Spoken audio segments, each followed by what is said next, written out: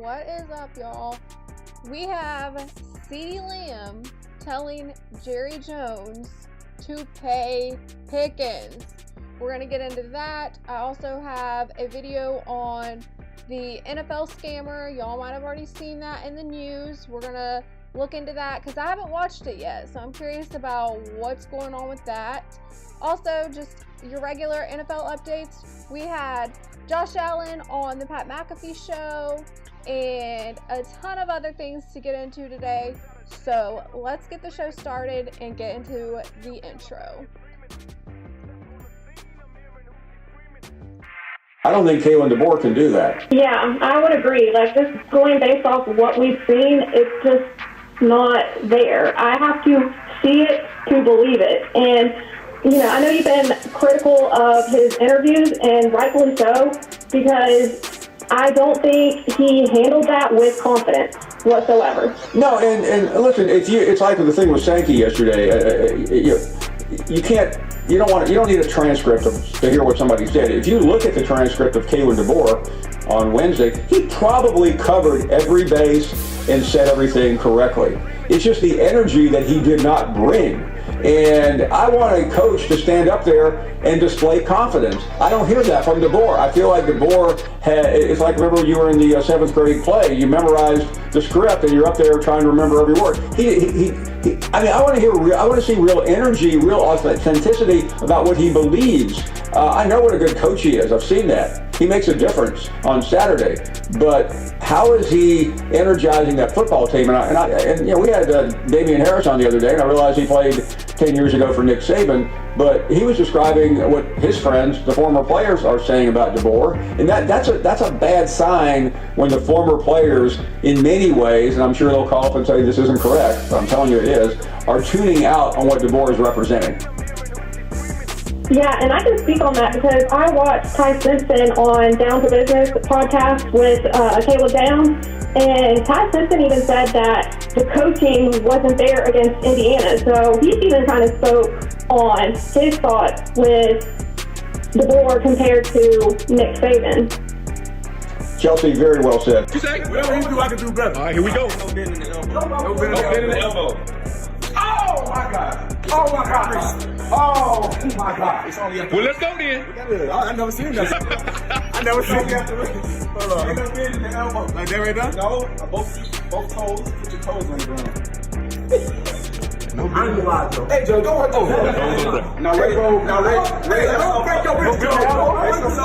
bend in your elbow. No, you bend in your elbow. I want.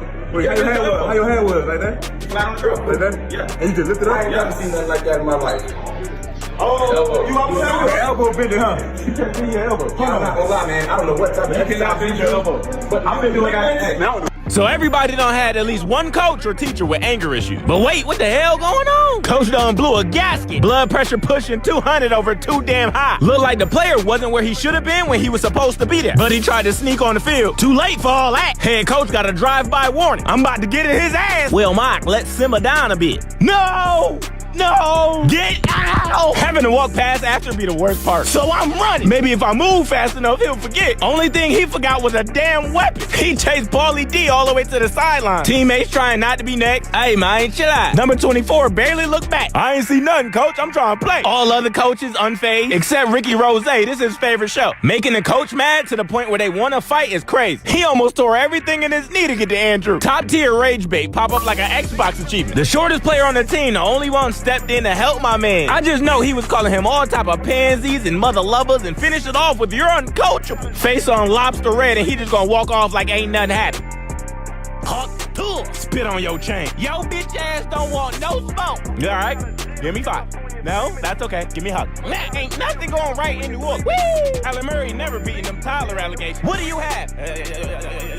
It's about what you put it on his body. Trevor Lawrence waved him off. He's tweaking, folks. I'm sick of this shit. You gotta be kidding me. Got my first win? Yes, I did. Got my first win? No, you didn't. That is unbelievable.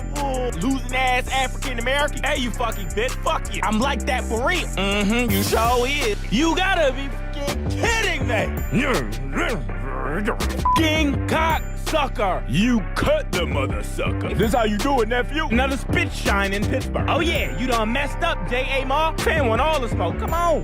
Come on. Bruh, how I missed the ball right in front of my face. Don't be screaming in my fucking ear. Their guy threw a punch. Sir, no one threw a punch. Bullshit. Twin these jastic. Both ladies in the background. Should we call the cop? The swing on his head coat. Say something else. He missed it? Indeed he did, my boy. It's over. He grabbed booty. I tried to keep it together. You're good. He did. I mean, there's not much in it there. That's an obvious call. And Jones? Lamar, there was that point in the season where you guys lost 3 straight, 4 or 5. Mike Jones, that's it. Mike Jones, that's it right there. So I'm sorry. Go ahead. That's all right. What keep you motivated though? Because like people like you don't ever get tired. Tired of what?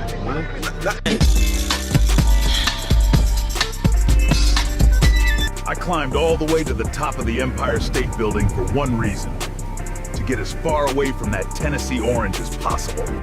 I can still see that ugly orange from up here. Should have climbed higher. Man, I hate Tennessee because first of all, it's Tennessee. And I just hate them because they low down, they dirty, they some snitches. And I hate Philadelphia. I hate their colors. I'm not a dog person. I just hate Tennessee, man. Like, and I hate Neyland Stadium. It looks like a garbage truck worker convention. And I hate all their quarterbacks. I hate Tennessee, man. It reminds me, and it's not that orange that you can stand. See, I hate Tennessee more than I hate Auburn. I just dislike Auburn. I hate Tennessee. Tennessee's colors is that throw up orange. It's not that orange you can sit with. It's that puke inside of pumpkin orange. And I don't like pumpkins. So I really don't like Tennessee, man. I can't stress that enough, man. And they losers, they sore losers because they're not Alabama, and I hate Tennessee, man. I can't stress that enough. I hate Tennessee. Your quarterback is impressive. I mean, his ability to just escape and make plays on the run, I mean, it's just outstanding what I've seen. And just the defensive side of it as well.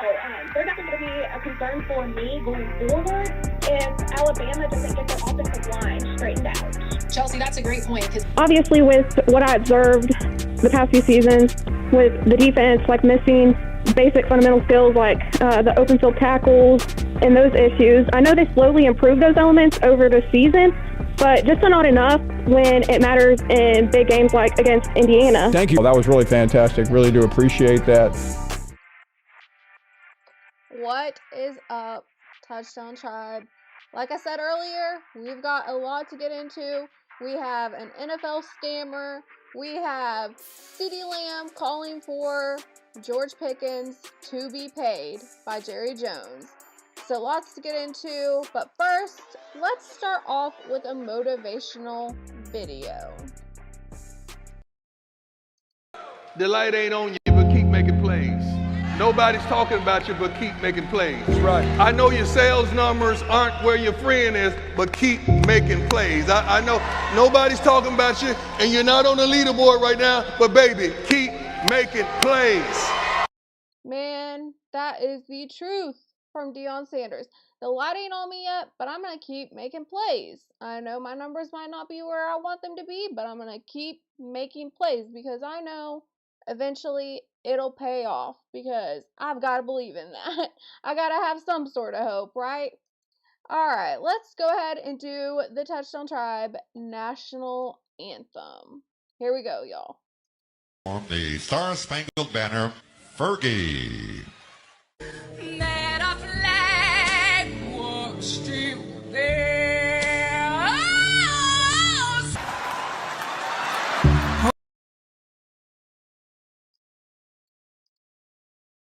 All right, y'all. Let's get into the topics. Starting off with the NFL scammer. Let's see what this is about. Authorities are investigating the death of Mohamed Koulibaly, the alleged scammer accused of targeting multiple former NFL players with a fake e-commerce scheme. According to police, the 24-year-old's body was found Friday in the swimming pool of a Harrison Township, New Jersey. He was 24 years old? That's crazy. Home by officers making a welfare check after family members called in concerns about his well-being. The discovery coming just weeks after a Barron's investigation named Coulibaly as the organizer of a purported scam that sought to swindle. That is so sad. I mean, 24 years old, out here scamming people. I mean, that's tragic. Professional athletes by selling them stakes in bogus web stores. The athletes and other investors would buy into these e-commerce shops that seem to be doing really good business based on the sales logs that they were able to review. But we were able to determine that those transactions were manually input by somebody with access to the back end of these stores. And the purpose of this was how long he was getting away with this.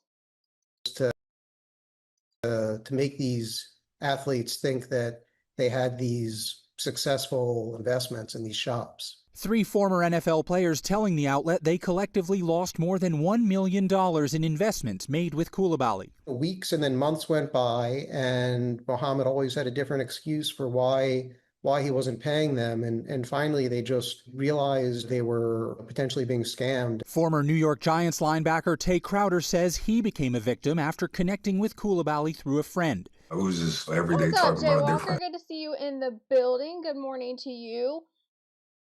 Did you work last night? You might be needing some rest. Investments and different things we could possibly get into. I saw him hanging out with a bunch of different guys that I knew, which, made me feel comfortable. Crowder invested all of his savings, totaling $500,000 in one of Coulibaly's web stores. I would log into the store all the time and just see, how it would work and what was going on. I feel like the more I told him about that, as many times I kept logging in, the numbers started going up. But his crazy that he got away with this. Promised payout never came. I don't want anybody else to get involved in anything like this, and whoever has got involved, I just want to come together and make it right. And earlier this year, Coulibaly had denied to Barron's that he was behind any kind of scam, saying that their reporting was, quote, based on a misunderstanding of the technology and that his investors hadn't received returns from their deals because he himself hadn't received expected funds from a plan. Anyone looks at this as suspicious. You scamming NFL players and then you wind up, out of here. I don't know how else to say it. At 24, wow. Acquisition of his venture. So far, no criminal charges have been filed connected to the alleged scheme, but Coulibaly's accusers are now hoping they can finally get some long-awaited resolution. Yeah. All right, so there's that on that NFL scammer who passed away at the age of 24. Let's go ahead and play some drops because we have Jay Walker in the building. She said she's awake for about an hour. Shout out to you, night shift workers. Let's play your drop, Juice. Let's see. Juice. I think I passed it. Where's it at? Here we go. Everyone wave goodbye to Juice Box! Literally wave! Do it! Here's two! Everyone wave! Okay.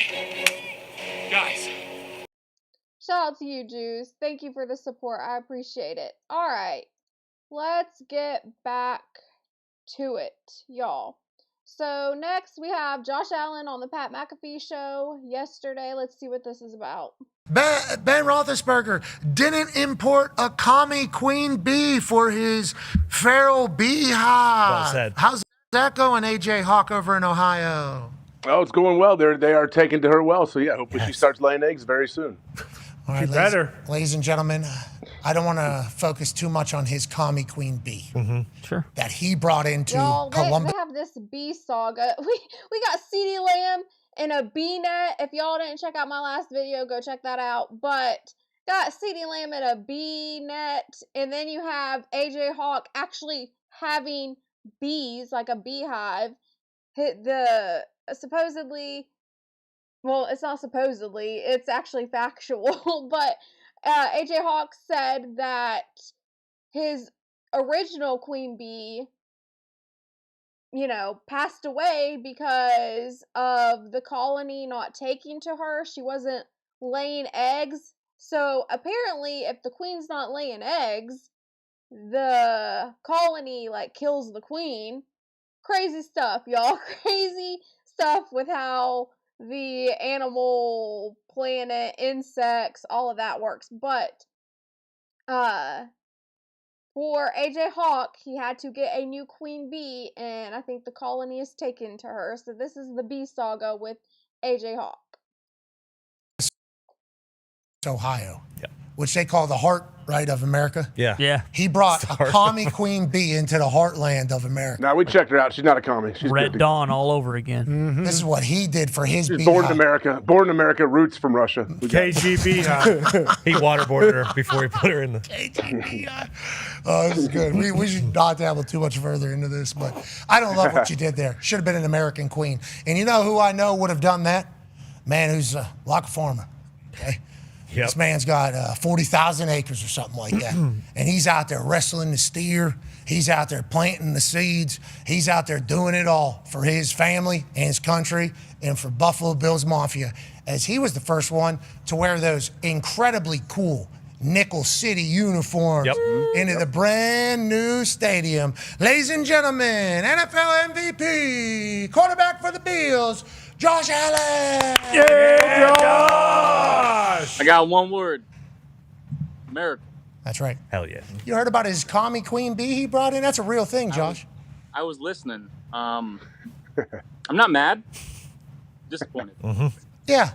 Disgusted, too, you could be. Because, he had this feral swarm that he recruited to his hive. I don't know how much you know about the bees. He recruited them in there, and then he dropped a queen in there, and he was trying to get a Sharpie on the queen bee. Turns out his swarm killed the queen. You into beekeeping?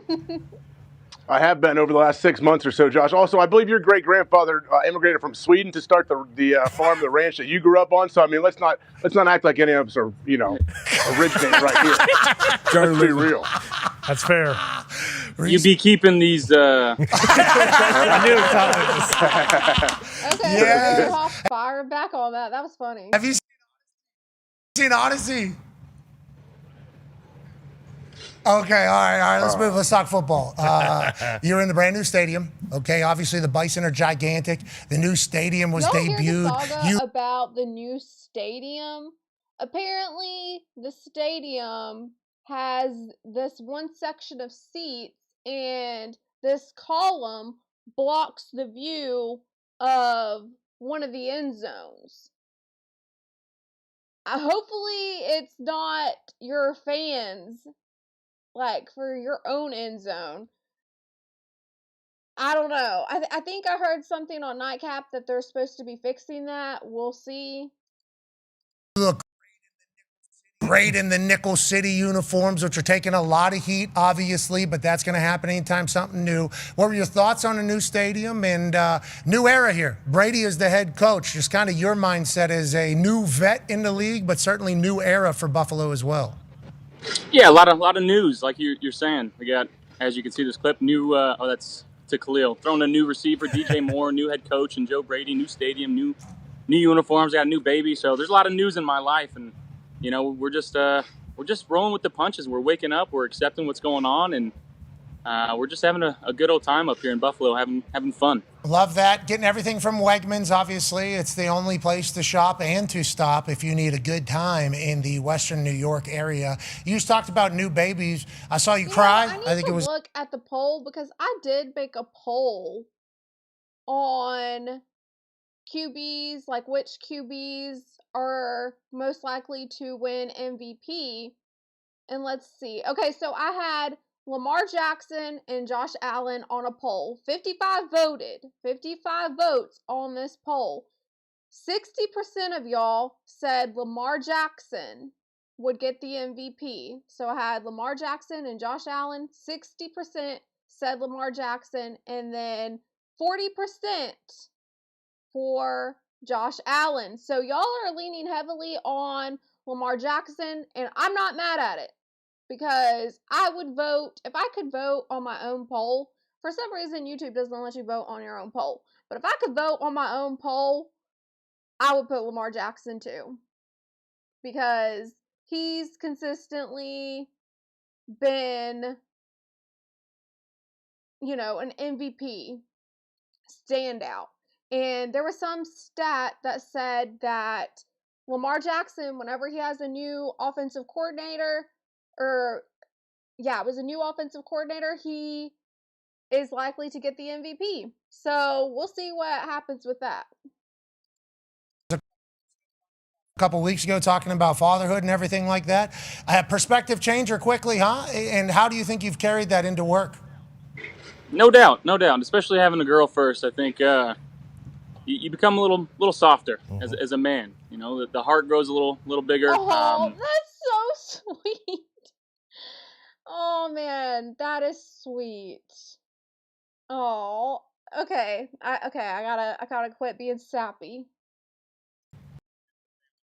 I miss my family right now. We've been in camp now for 11 days, and hopefully I'll see him soon. That's the But tough part about these camps. People don't realize that, whenever you're at these NFL camps, you're solely dedicated to your team.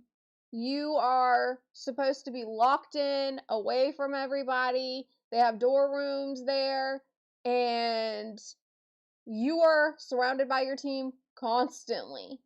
You're apart from your family. People don't realize how, these camps work. So he's away from his family right now. Yeah, it's definitely a perspective changer. Things in the world seem to matter less, and you just kind of bring everything back in internally, and it's the coolest freaking thing, though. Isn't it crazy how much they grow, too, from one photo to the next? You're getting sent photos, I assume, and videos while you're there. You're checking in on them. And all of a sudden, it looks like a new human whenever you miss 2-3 days. Excited for you to enjoy it all. And I think everybody's probably told you this, and AJ's told you this as well. It only gets better. Like, my daughter is 3 years and 2 months now. Oh, we got opinions. We got ideas. We got guilt trips. It's phenomenal. And then little baby boy is 2-3 months. He's starting to make noises. What a journey, man. It is crazy how it changes you, though. I'm going to be honest. Yeah. You think that'll help? And it happens quick. Does it help you football-wise? Is this going to be, do you think it's going to help you as a football player, and why? What a question. Let's figure out if you can give a good answer to that. Yeah, let's go with it. I think it helps in terms of just hearing people out. You got to listen to a lot of opinions, like you said. In the locker room, in the film room, you got to take it with stride. And, I strive to be the best father, the best husband, the best teammate that I can be. And it's no different from, anything else that I'm just trying to be great at whatever I do. Your whole perspective would change as a, parent. You see the world differently. You are probably, more open to being considerate to others. I don't know. This is an interesting question from Pat McAfee. So I think that's the switch in the mind. I love it. Greatness obviously is something that some folks have got to celebrate it this past weekend at the Hall of Fame. It was insane looking at all the greats. And then how all they talk is about how the prototype is you, brother. And it's been like that for a long, long time. So whenever there's a change at head coach for your team, there is a little bit of a reaction immediately. And before a game is even played, I think some people have already made up their mind whether or not Joe Brady was a good hire or not a good hire.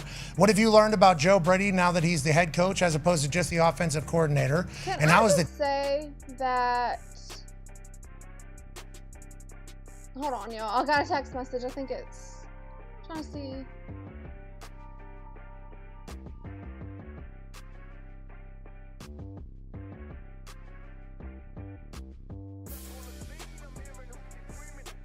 Okay, sorry. It was about, y'all, we're having a family reunion. So I was getting a text message about that. All right, but back to it. I want to say that I think that them firing their head coach was probably not the best move, in my opinion. I think that head coach was great, but you just didn't have all the pieces. It's always something with the Buffalo Bills, similar to what you see with the Dallas Cowboys. They just never have enough to get them over the hump. And with Josh Allen, I don't know. I mean, obviously a coaching change, that could be major. But I'm interested to see if that was really the problem. I just feel like we give up on these coaches way too soon sometimes. And it's just part of it. That's why they call it the coaching carousel. Anyways, let's get back to this. Team responded to offensive head coach versus defensive head coach. Yeah, I think the best thing that Joe has done, he's been himself. He hasn't changed his mindset, his personality. You know, team meetings feel like exactly how they've felt in the offensive room the last 3 years. He's authentic. He's got the respect of everybody in this building. And at the end of the day, people are going to have their opinions, but his mantra for us this year is put the ball down. Like, we're going to figure it out, you know, when we come game time. And that's our mindset. Just, it doesn't matter if it's rain, snow, sleet, put the ball down, let's play some football. Similar voice in that building, especially with how much success you guys have had. Felt like a good play, but if you guys don't win a Super Bowl, it's this guy's fault. They're going to say it. I mean, that is the pressure of being a Buffalo Bill, especially with you as the point. It's going to be looked at now. Was it the coaching that was the problem, or is it the quarterback that can't get it done? So, to me, I just think there shouldn't be a blame guy. You know, there's a Kirby Smart, shout out to Kirby Smart from Georgia, but there is a Kirby Smart quote, and it was when he was hyping up his players. He said, "Don't be a blame guy." And I feel like this needs to be said about fans when it comes to their teams. Don't be a blame guy. You know, you have to look at it as a whole when you're assessing this team. You can't just pick one person and say, oh, that person's the problem. Obviously, you can have certain players, like, y'all know how I am about CeeDee Lamb. You can have certain players that you're critiquing, but when it comes to just assessing the team as a whole, you have to look at the coaching. You have to look at the quarterback. You have to look at your team. So that's just my thoughts. What's up, Smoke and Talk? Good to see you in the building. Let me see where we're at here. We're at 6:21. Let's go to your drop, Smoke and Talk. We're starting off early today. I'm throwing people off with the time, okay? Because usually I'm not this early. But wanted to get an early start. I might be live again later. We'll see how that goes. But here we go, Smoke and Talk. Lamar Jackson, ball till you fall. Ball till you fall, Smoke and Talk. Ball till you fall. Ben Roethlisberger didn't import. All right, here we go. Back to it. Made up their mind whether or not Joe Brady was a good hire or not a good hire. What have you learned about Joe Brady now that he's the head coach as opposed to just the offensive coordinator? And how has the team responded to offensive head coach versus defensive head coach? Yeah, I think the best thing that Joe has done, he's been himself. He hasn't changed his mindset, his personality. You know, team meetings feel like exactly how they've felt in the offensive room the last 3 years. He's authentic. He's got the respect of everybody in this building. And at the end of the day, people are going to have their opinions, but his mantra for us this year is put the ball down. Like, we're going to figure it out, you know, when we come game time. And that's our mindset. Just, it doesn't matter if it's rain, snow, sleet, put the ball down, let's play some football. Similar voice in that building, Hey, especially what's with up? Good to see you. how much success you guys have had. Felt like a good play, but if you guys don't win a Super Bowl, it's this guy's fault. They're going to say it. I mean, that is the pressure of being a Buffalo Bill, especially with you as the quarterback. So much fun to watch. I've loved getting to know Joe Brady. Always has a great fade, Josh. Always has a great fade. Always, yeah. He stays in that barber chair. Does he cut it himself, I wonder? No, he does not. No, listen, Joe, he watches so much film that's honestly like a nap for him. He sits down in that chair, he falls asleep, and he wakes up a new man with a new cut. Okay, I like good for Joe. A little therapeutic. Let me go freshen this thing up. Go ahead, AJ. Yeah, Josh, so last year you guys were my pick to make it to the Super Bowl from the AFC.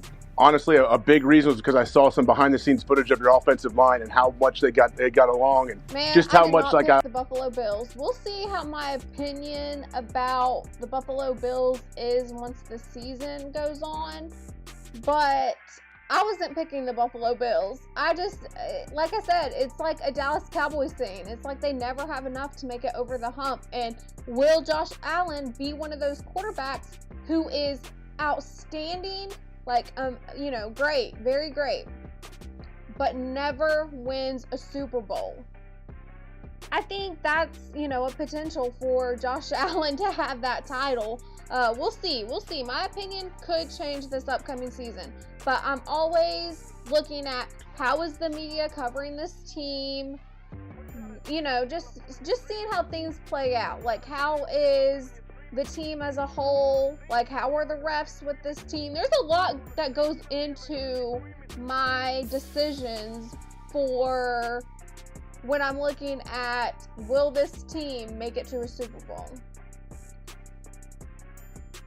I love watching them go back and forth, and I've seen recently you made comments about how close this team is, how it feels a little bit different than it has in the past. I guess, what is it exactly? Offense, defense, like how are you guys gelling during camp? Yeah, I think you guys have been in the locker room before. You understand when you sit upstairs in the cafeteria of certain guys sit in certain groups and kind of stays like that. But I think this team, it's so mixed, it's so diverse. You walk upstairs and it doesn't matter if there's an open seat next to the O-line, the D-line, the linebacker. A team that's very diverse. Y'all, we are building a team over here. I need y'all's help getting my watch time hours in and hitting my subscriber goals, okay? We're moving the chains on the YouTube build, as I like to say, and we are a team and I need y'all's help with that, so let's get to it. Whatever it is, you're sitting down, you're able to have fun conversations and just hang out. And at the end of the day, like, we just want to have fun. We want to play this game. We want to have fun. We want to do it well. And I think that when obviously when you play well, it's more fun. But we want to have that same energy each and every day. We don't want to change who we are. And I think from top to bottom, just how everybody is meshing and gelling, I think it's pretty special. Man, I like that. Left side! Strong side! I like it. I remember the Titans shout. So here we go. Strong side! That's what it sounds like. It sounds like we Big got time. Sounds like we got some good chemistry brewing up there for the Buffalo Bills. Early talks is fine and dandy, but I want to see how is y'all's team when the cleats hit the turf. Like, do y'all stay healthy? Like, what's it gonna look like? I'm not too big on preseason talk. I don't put much thought into it. But that's just me. I'd rather just see the action. I'm not about the words, I'm about the action. Chemistry always around this one particular player we have found. Go ahead, Tone. Yeah, Josh, we were talking about him last week, and it's CJ, one of your new defensive additions, who we know he likes to chirp as well. How's that? I know he was out for a couple practices. He's back now. That's awesome news. How's it been with you and CJ across the ball from each other? It's been awesome. We've been able to have some colorful conversations on the field, if you will. But we're going out there, and what I love about him, he's always in competitive mode. It doesn't matter what he's doing. He wants to win. He wants to let you know that he's winning too. And you need that on a team. You need a tone setter, and I think that's what he is for us. And, he's going to go out there. He's going to make plays for us, and, we're going to celebrate him when he does it. Yeah, and he's going to start some rumbles too. Yeah. He's unbelievable. He anytime something around him happens on the internet, everybody pulls immediately up. Bears, right? Mm-hmm. Saints guy just walks over to him, then he gets punched in the head, looks at him, yes, and then the guy punches him again. Mm-hmm. That's a great guy to have on your team. I do wonder, okay, with your team, with CJ on there, do you feel, because you were voted what, the most underrated, or biggest trash talker. Biggest trash talker. I was the sportsmanship award recipient. That's what I was. Yeah, you won both of them. That's the duality of man. But Josh Allen's a little bit of a trash talker. I ain't gonna lie.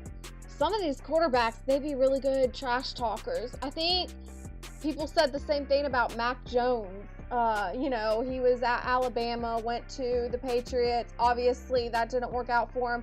I think that y'all know how I am. I'm very vocal about how Bill O'Brien, the offensive coordinator, had an impact on his career and why it failed. But anyways, that's neither here nor there. But Mac Jones, he was one that was a trash talker. Some of these other quarterbacks, and it's no surprise to me if Josh Allen is also a big trash talker. Like Aaron Rodgers, he's another example. He can be a very big trash talker. Impressive, I would say. Can you say... Did you just call me a moron? Said it's an oxymoron. I'm kidding. You kind of are, though, a walking oxymoron. Yeah, a little bit. You're not supposed to be the sportsmanship award winner while also being the biggest shit talker at the same time. You've somehow crafted that. At this stage, you have to be a different person. Obviously, now you're a dad than you were when you were younger, but it's been a little bit. Go ahead, Con Man. Yeah, Josh, ninth year already. We were kind of looking around at all the quarterbacks in the NFL. Year? What the heck? I wasn't expecting 9th year out of this. Like, what the heck? I feel like, am I getting that old? I gotta look at how old Josh Allen is.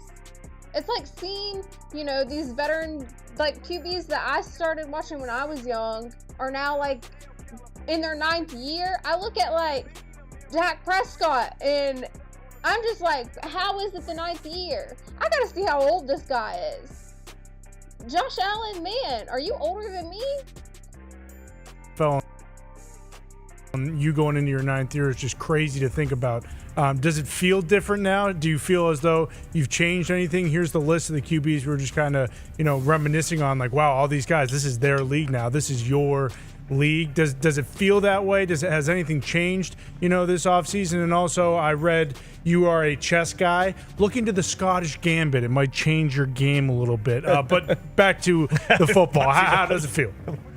Scottish Gambit, check. It's surreal to feel like I've been here for 9 years. And I was talking to Rob Boris, our tight end coach, who's been here as long as I have. And it almost feels like Groundhog Day. Like it doesn't feel like it's been that long. It feels like we're just kind of doing the same thing, but it honestly feels like year 3. It feels like year 4. It doesn't feel like year 9. And just going out there and competing, having as much fun as I am. I feel like I'm getting old. Like, how is it possible? Like, the guys that I was watching are now on their 9th year. That just don't seem realistic. I think that's why it maybe feels like it's year 3, because I do have so much fun doing this. I take this with such great honor that I get to come and be the quarterback of the Buffalo Bills, and I get to live out my dream and be an NFL quarterback. So I'm just going to enjoy it as long as it lasts, and hopefully it's a lot longer. That graphic was crazy. Because you guys, we feel old now. I feel like an old man now. 9 years for you is absurd. Feels like literally just yesterday you were Minnesota Vikings jumping over that guy. And he was standing straight up. Feels like literally just yesterday. Now you're MVP, multiple MVPs, multiple Super Bowls across the board here with the young lads. Obviously, Stafford, Rodgers. If Dak Prescott doesn't get an MVP, you know who I want to see get the MVP? Lamar Jackson. I ain't gonna lie, I would love to see Lamar Jackson get the MVP. Or I wouldn't be mad even if Jalen Hurts got it. Or Joe Burrow.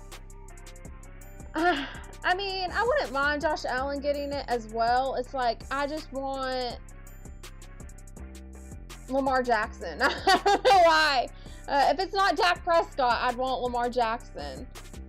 Anyways, maybe I'm biased a little bit, y'all. Maybe I'm biased to this conversation. Let's see, where is the Shannon Sharp ones? Let's see. Is it under Nightcap? Y'all know I play that one like crazy.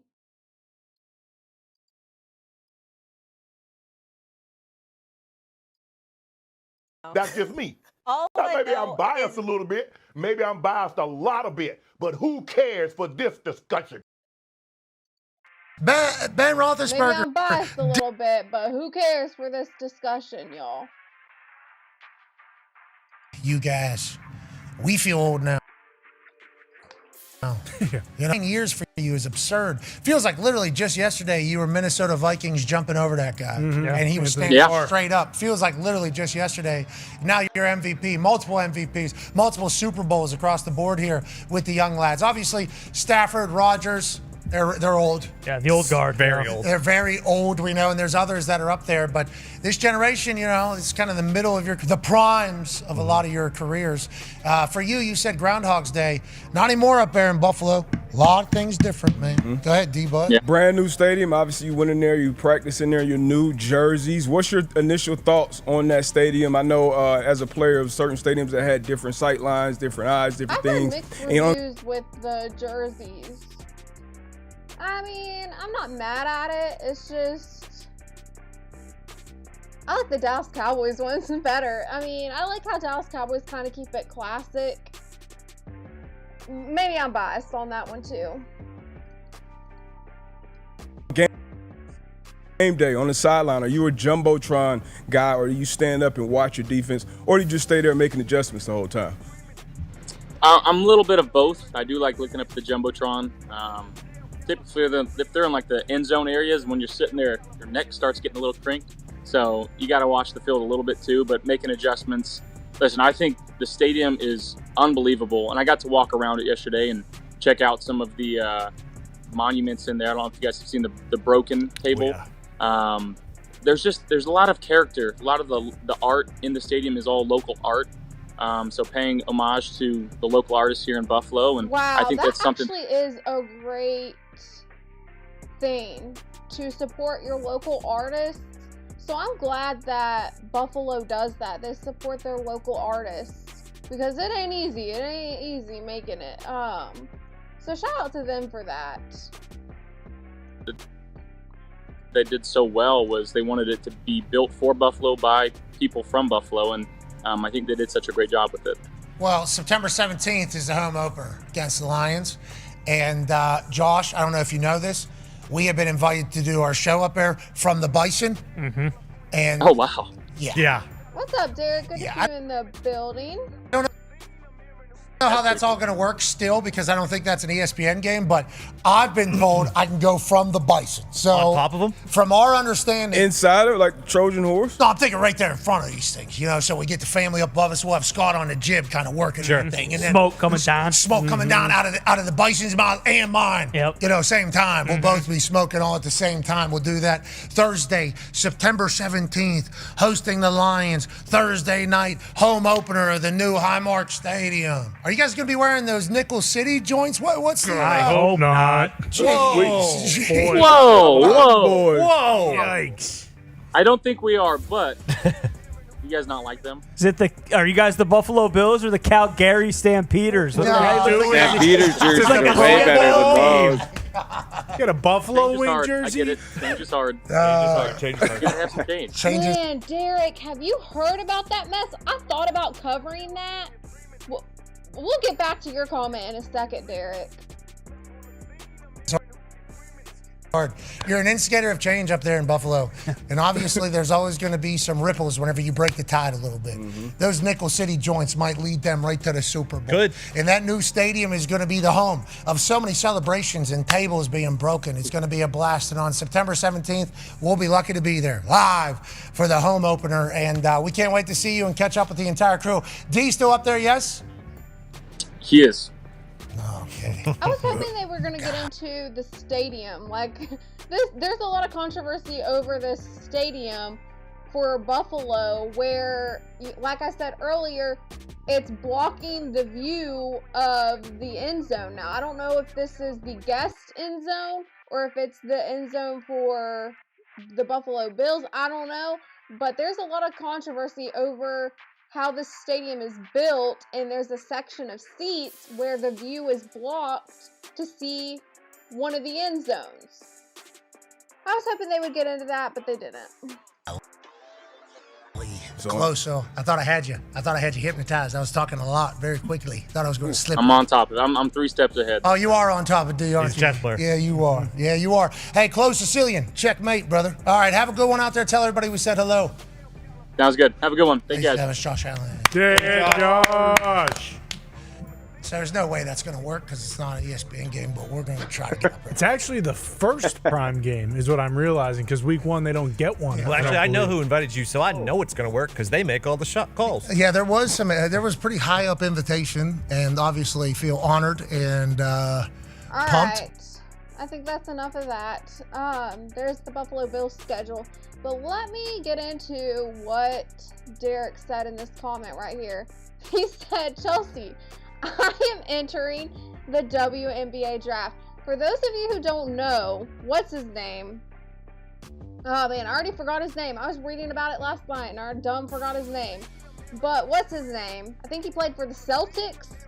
But he came out as transgender and wants to enter the WNBA draft. Now the WNBA, they released a statement saying that, they support this person, and let me find out the name because I want to give you all the news on this. Let's see. I can't believe I'm blanking on his name.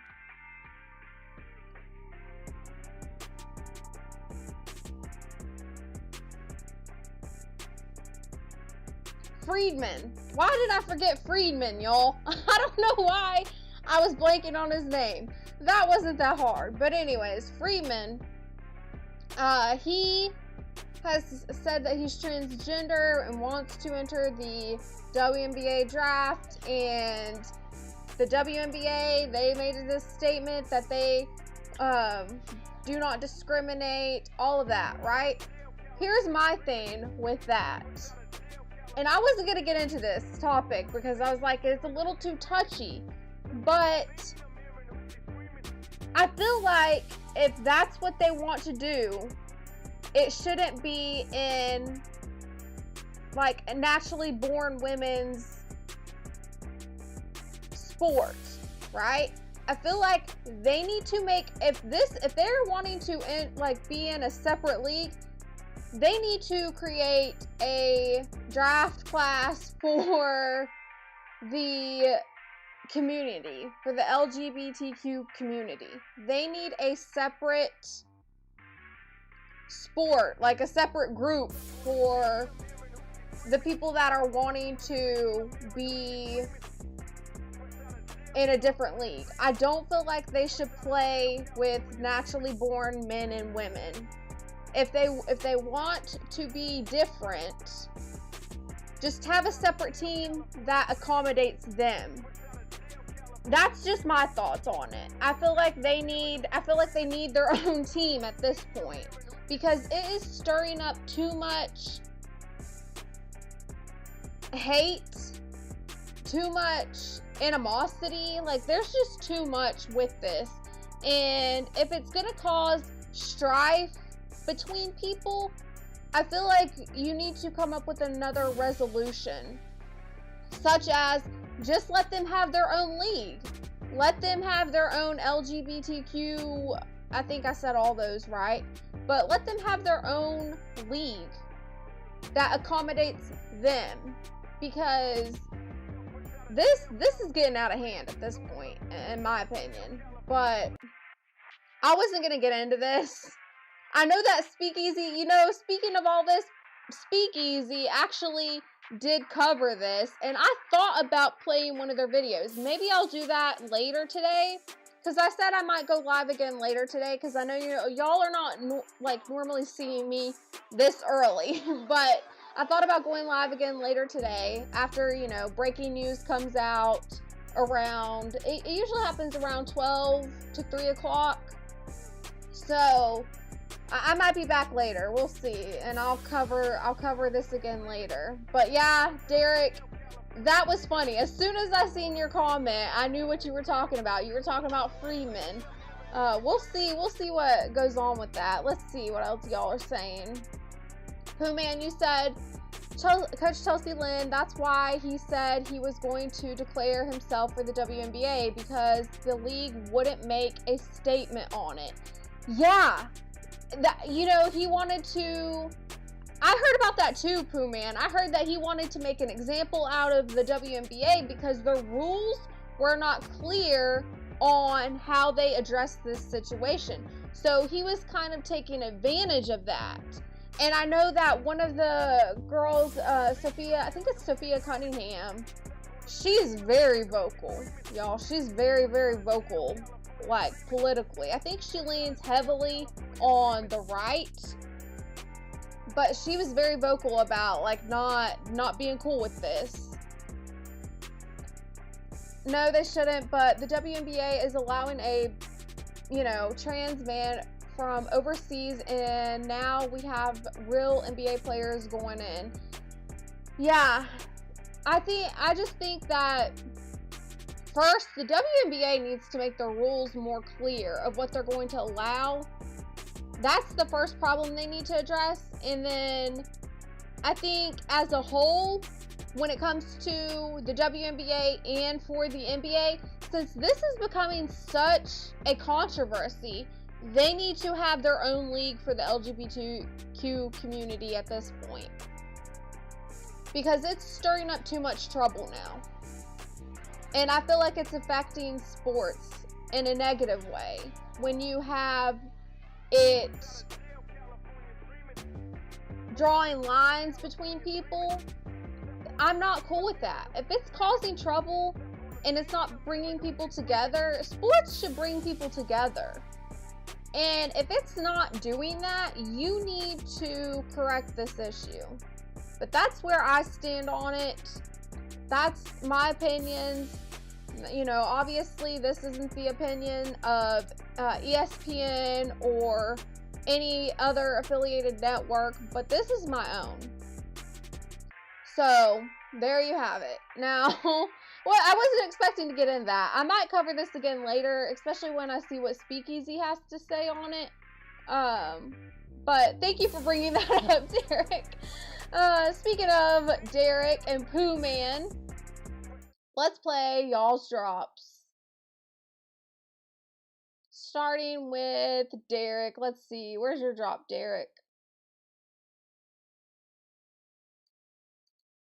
Leave Chelsea alone. What's wrong with you, G-Hunter? I'm the one who's telling you about your fantasy. Listen. Send me your address so I can send you a rainbow flag. Since you want to look like Alicia Keys. That's okay, man. You can't even grow. You can't even grow enough hair. I'm not accustomed to a man wanting to look like a woman. And you too dark to look like her. Why don't you? You know what? You look like a good Jennifer Hudson. That's what you would look like. Gremlin, nigga. Gremlin. Shout out to Derek. That never gets old. You already know. And shout out to Pooh Man, the greatest mod in the YouTube streets, dropping my links. I always appreciate you, Pooh Man. Thank you for everything you do in the YouTube streets and to support me. Rolex wearing. Woo! Diamond ring wearing. Woo! Kiss stealing. Woo! Wheeling dealing. Woo! Limousine ride. Woo! Jet flying. Woo! Son of a gun. Woo! And I'm having a hard time holding these alligators down. They give me 2 claps and a Ric Flair. Woo! Shout out to you, Pooh Man. I always like playing that drop. Yeah, never gets old. Okay, let's get back to the shenanigans. We have Kirk Cousins and Max Crosby getting into it. I'm sure y'all have heard about this. Hello, it's your favorite sports thunk here. Don't forget to hit that subscribe button to join the fastest growing community on YouTube. Remember, Nightcap doesn't happen without you. So please subscribe or you're going to make Ocho cry. Speaking of, please subscribe or you're going to make Ocho cry. Please subscribe or you're going to make G Hudson cry. Please subscribe to my channel, y'all. Help me move the chains on the YouTube field. We are a team, y'all. We will be perfect in every aspect of the game, y'all. I haven't played this drop, but here we go. We will be perfect in every aspect of the game. We will be perfect in every aspect of the game. Now let's get Hello, back it's your favorite to sports thunk here. Don't Joe, Max Crosby were held out of Saturday's practice for disciplinary reason. The two got into an altercation on Friday's practice after Cousins confronted Crosby for being too physical. Kubiak on the scuffle. We have a very clear expectations of how we want practice and how we wanted to go about our business. And we violated that yesterday, so we held those guys out. And that's all I'm going to say about that. Ocho, Man, let me tell you, I want to see a video of this. Has anyone seen a video of Kirk Cousins and Max Crosby getting into it? I've only heard talks about it, but I haven't seen a video of it. I ain't gonna believe it till I see the video. Show me the video evidence that they got into it. The pastor. but I would just, hey, do you know how, hey, Joe, you know how mad you have to make somebody? We talk about a child of God, huh? Joe. Oh man, he's already on some BS talking about, we're talking about a child of God. Is he talking about Kirk Cousins or Max Crosby? Which one is it? I'm assuming it's Kirk Cousins. Yeah. We talk about passion of Christ, the leader of all men in church, and Kirk Cousins angry? You know how much you have to do? Kirk Cousins the type, you can slap him and he gonna turn the other cheek. That's the kind of quarterback he is. What is up, to make Kirk Mike? Cousins. Good to see you in the building. Thank you always for supporting me, Mike. I appreciate it. Every time you're in the comment section supporting me, y'all, I mean, this is a true team player. You want to talk about team players?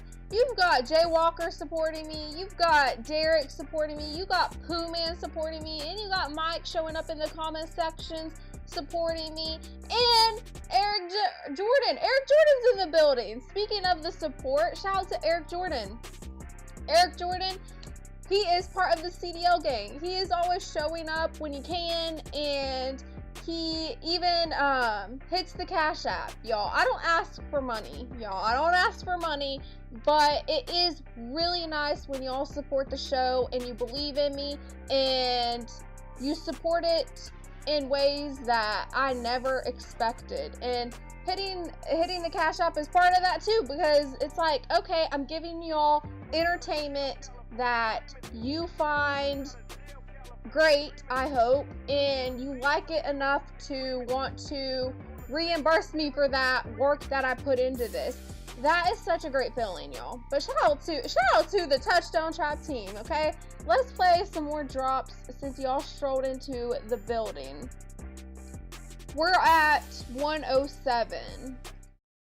Gotta remember the timestamp of where we're at, because y'all know I'm forgetful. But let's play some drops because we have Mike in the building. Let me find your drop, Mike. Mike, I gotta get you another one.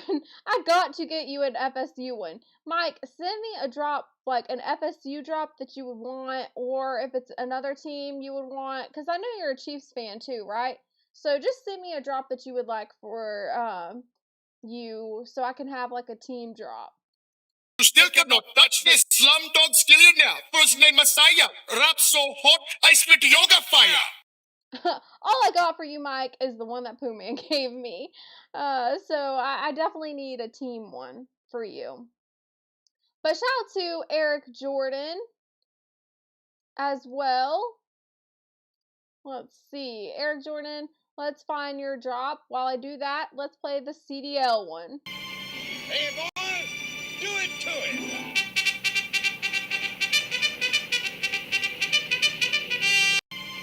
Hey, boy. Shout to the CDL gang. Okay.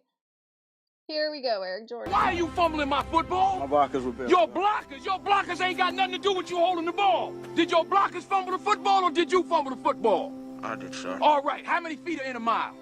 How many feet are in a mile?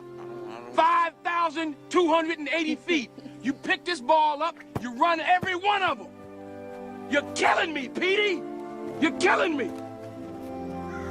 You're killing me, Petey. You're killing me. You know what, Mike? I have one that I actually might make your drop. It's a Patrick Mahomes one. I almost said Pat Surtain, and I'm talking Broncos defense. Let me get it together. But Patrick Mahomes, I have one where he talks about, man, I know I'm getting old because I don't know half of this music they be playing. I want to have that drop for you. Cause man, that was so relatable when, Patrick Mahomes said that. I was like, man, if that is not the truth, I don't know half this music these kids listen to these days. Because that's how I know I'm getting old, I guess. Okay, what is up? Cases and Cam, shout out to you and Daniel Cunningham in the building. Let's play your drop. Your drop's another good one. Cause you wanted the Peyton Manning one. Hey, quit calling the plays, all right? Hey, we gotta run the ball. Six down there. When we pass, block. We'll run the ball. Can we run it down there? Just play We center. run it down Yeah, there. Jeff, Okay, so we will. All right, when we call pass plays, block.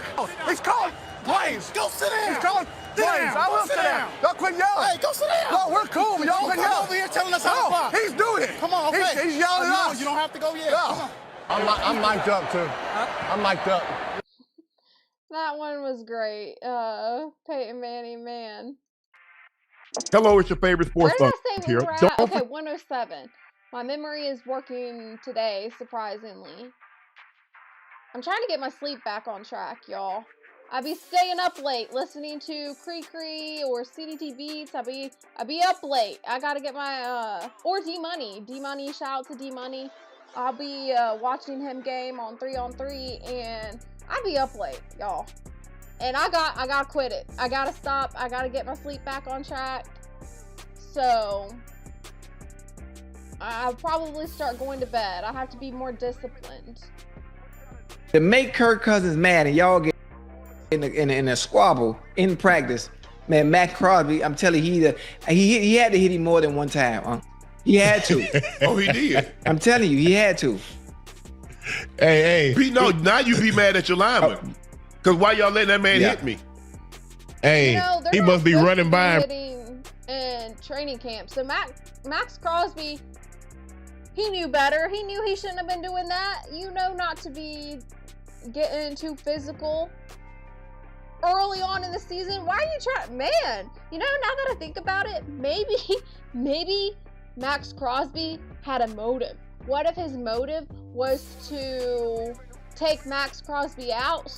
Or not Max Crosby, but what if Max Crosby's motive was to take Kirk Cousins out so Mendoza could start? I didn't think about that. Now, I have heard the speculation about Max Crosby's acting up so he can get put on a different team. That kind of was squashed the other day by Adam Schefter. Adam Schefter said, you know, he's been adamant he wants to be at the Raiders. He is definitely been active with the team and, you know, showing up for everything. So he is, you know, obviously showing signs that he wants to be there. But, you know, we just got to continue to see how this goes. I mean, it's one thing to say it, but if your actions are not showing it, that's a different story. But according to Adam Schefter, you know, Max Crosby, he doesn't see him leaving the Raiders. So we'll see if that sticks. But now my thought process is, what if Max Crosby wants Kirk Cousins taken out so Mendoza could start? Wouldn't that be interesting? I don't think that's what it is. I'm just speculating, y'all. But that's just how my thought process works. I try to look at all the different angles. That's just the journalistic, broadcasting person in me, okay? Exactly, Chelsea. What he did was wild. Yeah, because it's like, you know better. You know better than to get too physical with these guys early on in the season. The last thing you want to do is to take out your starting QB. And in my opinion, Kirk Cousins getting hurt would be detrimental to the Raiders, because I feel like you need to give Mendoza time to develop. He is a talent. There's no doubt that Mendoza is a talent. But I am very vocal on, if you send these rookie QBs to teams that don't have all the pieces together, it can hurt their career. And I can give you plenty of examples, and I'm sure y'all can think of some as well. But you need to give them time to develop under a veteran QB. And I've heard, many different analysts talk about this as well, but with Mendoza, looking back at his college days, his college plays really didn't mimic what you see in the NFL. So that would be a difficult adjustment for him. He needs time, like I said, to develop under a veteran QB and learn everything he needs to learn. Now, that's not to say that he wouldn't still be a talent, because like I said, he is a talent. I just think you need to give these young rookie QBs their best chance by letting them develop. All right, that was kind of long-winded, but let's get back to it. Real fast tagging him or something. Or in the way of the throw. If you get through most defensive end, Joe, they'll get through and they'll just duck under to still make allow you to make the throw. Yeah. He had to grab him or something, or just get in the way to frustrate him that much to actually get in the fight. Yeah, man. Yeah. Go ahead. According to ESPN, when Crosby hit Cousins twice, the 15-year veteran had enough. Cousins got in Crosby's face, grabbing the All-Pros jersey. Both exchanged words before it was broken up. Oh, that would have been dope. Hey, Kirk. Oh, but we Kirk stopped Cousins. that. No. Kirk should have scooped. To see the action. Show him the action. That is hilarious. Oh man. Okay, so here's my thing, y'all. It's early. You're gonna see these little training camp altercations. To me, it's just to get people talking in the media. It's to start early with the sports coverage. You start seeing these altercations and it gets people talking. It's just part of like the preseason talk, right? You see this with, for example, the Bengals with Jamar Chase. He was getting into it with some of his teammates. I've also seen it with the Dallas Cowboys. You see it here with the Raiders. So it's just part of it. I don't put too much thought into it, honestly, but it is funny to see. And I like how Ocho is reacting to this. Shout to Next Level Sports Lounge in the building. What is up? Hey, hold on. Pinball in the building. We got Pinball here. Shout out to you, Pinball. I'll play y'all's drops in a second. Protection. We're going to call it protection. We stop that. Because you know what's going to happen. I will start in short motion. We're going to call a pass. And he gonna rush up the field, and I'm gonna hit him dead in the side of the you gonna crack him? Yeah. If you'd hit John like that in practice, absolutely. Yeah. But that's your teammate. Can you play quarterback? Sharp, man. Can you play quarterback? Hey, if you can't play quarterback, I wouldn't be hitting your starting QB early in the season. I mean, like I said, it could just be talks. Max Crosby, it could have been just, something. I'm not saying they planned this, but it could just be something where it's minor, but people are making too much of a big deal out of it, if that makes sense.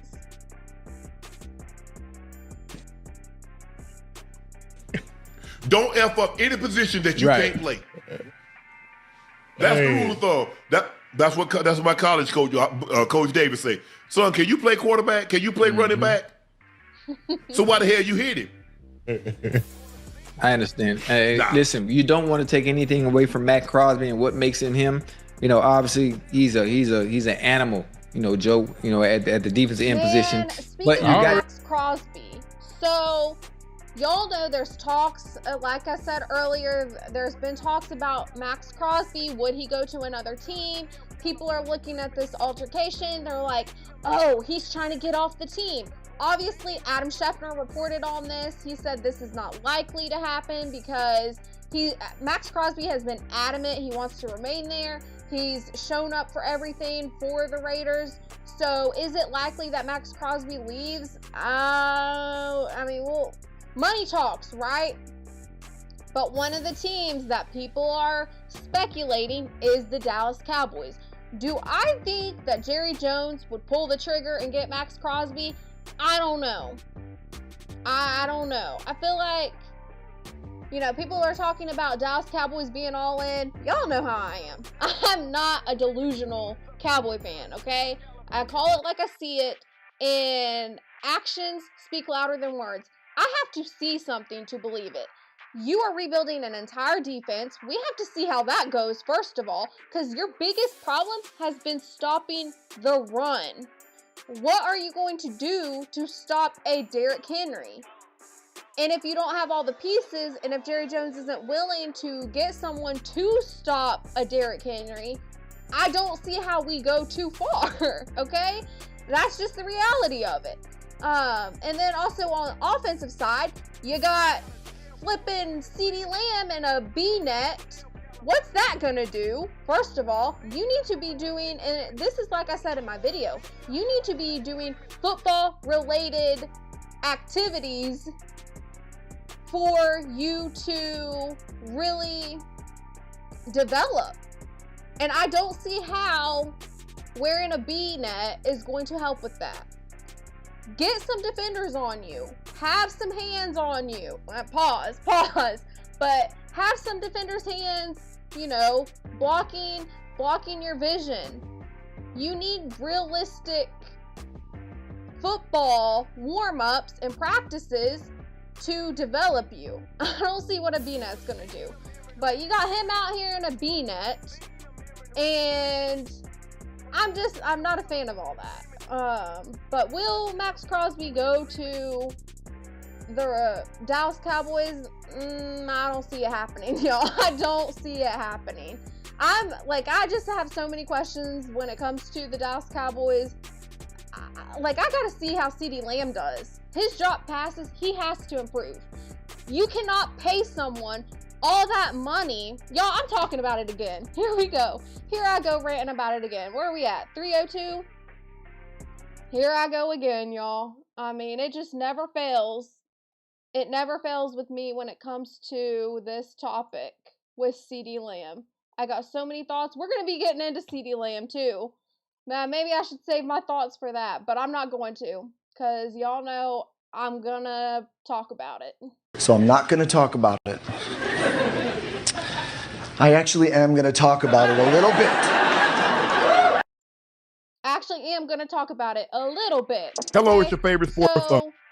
With CeeDee Lamb, I got to see how he does with improving the drop passes. He's led the league. If y'all go back to my video, my latest video, if y'all watch it, CeeDee Lamb leads in drop passes. He's led the league in drop passes since entering in 2020. He got outperformed by Pickens. Pickens had 9 touchdowns. CeeDee Lamb only had 3.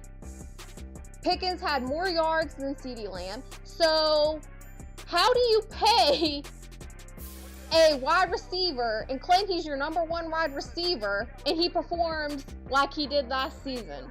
That makes no sense to me. That makes no sense to me whatsoever. But that's typical for the Dallas Cowboys.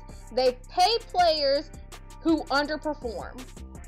You know that he's regressed since, what was it? Regressed since like 2023? That was his season best in 2023. So how? Like how?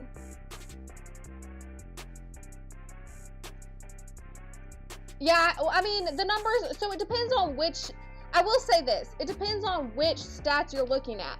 The what is it, PPF, they will have the numbers kind of higher. ESPN, they listed it as 8 last season. I think in 2024 he had 9, and then 2023 he had 11. And I'm not saying, listen, 2023 was his best stats. Despite having 11 drops, he did perform well. So I'm not saying that you can't have drops and not be great, because CeeDee Lamb is proof that you can have drops and perform well. But that hasn't been the case for him these past couple of seasons. He's underperformed. He's getting outperformed by Pickens. But we'll get into that in a little bit. Let me finish this Max Crosby thing. You know, Joe, at the defensive end position, but you got to allow your offensive players to work. You got to allow Kirk Cousins and that team. Don't work out of them. Yeah, that man, hey, done, Joe. Y'all know. No, not with Crosby hitting the quarterback. You definitely not. We know. Yeah, we can see it on film. People, this is why I talk about it. most Dallas Cowboy fans, like delusional Dallas Cowboys fans, they will defend CeeDee Lamb, and I don't hold it against them. I don't hold it against them because, like I said in the video, the Dallas Cowboys heavily market CeeDee Lamb as the best wide receiver. But I say you got to do your research. You've got to look into the stats. You've got to look into an overall picture. You can't just take their word for it, because they want you to believe the guy that they paid the most money to is really the best. But if you look at all the information, if you look at the game footage, if you look at the stats, it tells a different story. And that's my biggest problem. It's like, oh, and this is one of the biggest pet peeves I have with some of the delusional Dallas Cowboy fans trying to defend CeeDee Lamb. They're like, well, you know, he was injured. He missed games. He missed 3 games early in the season. 3 games early in the season. You mean to tell me he couldn't improve his mechanics and get better with the 14 games he had left? I'm not buying that. Don't make that excuse for him. Anyways, there's my little rant. No, you gonna get there. You've done it countless times. When it actually counts, there's no need to show it in practice. Man, y'all know Crosby want to be in Dallas, man.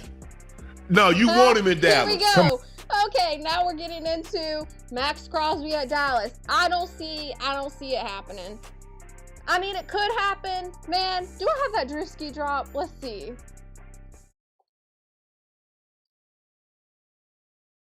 This is another one of the faves that I have. Let's see. Do I have it under podcasts or comedians? I might have put Drewski under comedian. Here we go. I don't know how it's going to work. I don't know how it's going to go. I don't know. I don't know how it's going to go. It could go either way. It could go either way. Hello, it's your favorite sports star. Either way, y'all. It could go either way with Max Crosby at Dallas. I don't see it happening. But you never know. Y'all know Crosby want to be in Dallas, man. No, you want him in Dallas. Come on, stop playing. Come on, y'all know Crosby want to be in Dallas. Get on the 2 first-round picks. Okay, give us you gonna have to give us a D lineman. We take Quentin Williams off your hand. Crosby's a Raider, man. He fits everything that has to do with being a Raider. Come on, Crosby been around long enough not to mess with Kirk Cousins. Hey, listen. He trying to do whatever he can to get on up out of man. Gonna come to Dallas. Hey, so you saying Jerry, he hit the quarterback on purpose just to get out of there? Despite Adam Schefter saying that, you know, it's not likely that Max Crosby goes to any other team like Dallas. He wants to be a Raider. Joe's making some good points here, because if you want to win games, you're going to want to be on a team that can get you those stats, right? So maybe he would want to be on a different team where he can get the stats and, you know, be on a defense. I don't know. Would Max Crosby want to take the leap and go to a defense that's being rebuilt? With all the talks and the hype that's going on with the Dallas Cowboys, maybe. Hell yeah, he hit the quarterback on purpose. Yeah. He want him to be pissed off for him. So, yeah, go give me that's what he wants. Yeah, he did on purpose. It's like you said, Joe. Look, you know you can't hit the damn quarterback. The quarterback, he the only guy that got a different jersey on. What quarterback you know have the same jersey as every other offensive player, Joe? Joe. He got a black jersey, he got a red jersey, he got a blue jersey, he got a green, he got a different color jersey than everybody else on offense. Yeah. First of all, they don't want you to get close to him because of his throwing motion. They don't want you to hit his hand. You must right to hit his hand. He must right to hit his hand on your helmet. And mess up something, a finger. Yeah. Now you got another setback. Man, Alex Gill rest his soul with a mofo. Man, look here. That's one thing. Everybody got held to the same thing. We're not going to do that. We're not going to hit the quarterback. We're not going to be around the quarterback feet. Hey, if you get there, we watch it on tape. And we'll this know. is why Jamar Chase got heated, because you don't want your offensive players getting hurt. Honestly, you don't want your offense or your defense getting injured, right? You don't want none of your team going down. You want them to stay healthy. I don't care what position it is. You want everyone to stay healthy. So doing reckless behavior that could get you taken out of the game. What if Max Crosby got re-injured? That hurts the Raiders, right? So you just don't want to be reckless.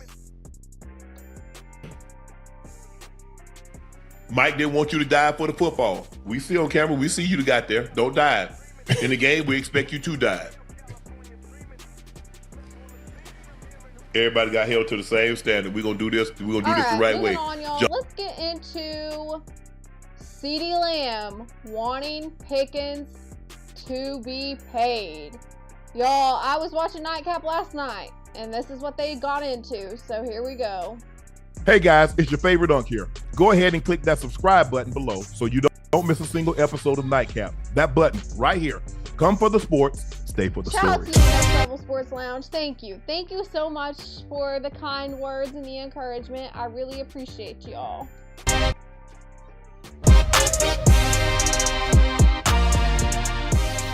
CeeDee Lamb is calling for Jerry Jones to pay George Pickens. I don't have no ego here. I want to win. I don't understand this narrative X, Y, Z, but it is what it is. I'm sure we can make a way. I know it's going to be a little crazy, but I know we can make a way for this one. Listen to my advocation. At Jerry, can you please figure out a way? Let's figure it out. I don't care what needs to happen. Let's figure it out. It's going to get you a couple of more championships. $94 million is tied up this year between CeeDee Lamb and Dak Prescott. Quincy Williams just signed if they sign Pickens, they will trade Lamb, but that's just me. Next Level Sports Lounge, I think that's a possibility. I do believe that's a possibility. You look at CeeDee Lamb's age, you look at how he's underperformed and he's getting beat out by Pickens. If Pickens has another outstanding season, I think you're going to start seeing Lamb get these one-year deals. He's going to be at the end of his career, which is crazy to think about. But this is why CeeDee Lamb is going to these extremes, like using that B-net to try to do whatever he can to be better about these drops, because he knows that his job's on the line now. Here's my thing with that is the Dallas Cowboys just paid CeeDee Lamb. This is what keeps me from thinking that they might trade him. Is they just paid him. I don't know how many years he has on his contract. I don't know all the little details with that, but it would just be typical Cowboys if they paid a player all this money just to get rid of them a year or two later. Typical Cowboys. That's what ticks me off. I mean, and I don't hold it against the Dallas Cowboys just because they really didn't have a choice but to pay him, because who else were you going to get? I mean, you could say that you could have got another first round wide receiver, but they needed other positions at the time. So it's just always something with the Cowboys. But I am with you on that. I mean, if he underperforms, they're probably either going to renegotiate his contract or you might see him be traded if, everybody agrees to it. 3-year, $105 million, basically $106 million extension to make him the second highest paid defensive lineman in all of football. Joe? Hey, Ocho?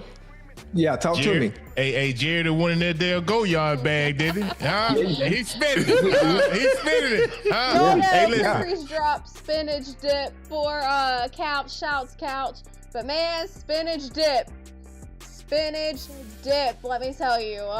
Yeah, Jerry Jones, man, he paid Quentin Williams. Shout out to Quentin Williams. Roll Tide to him. But if you got him paid, maybe you should go ahead and pay Pickens.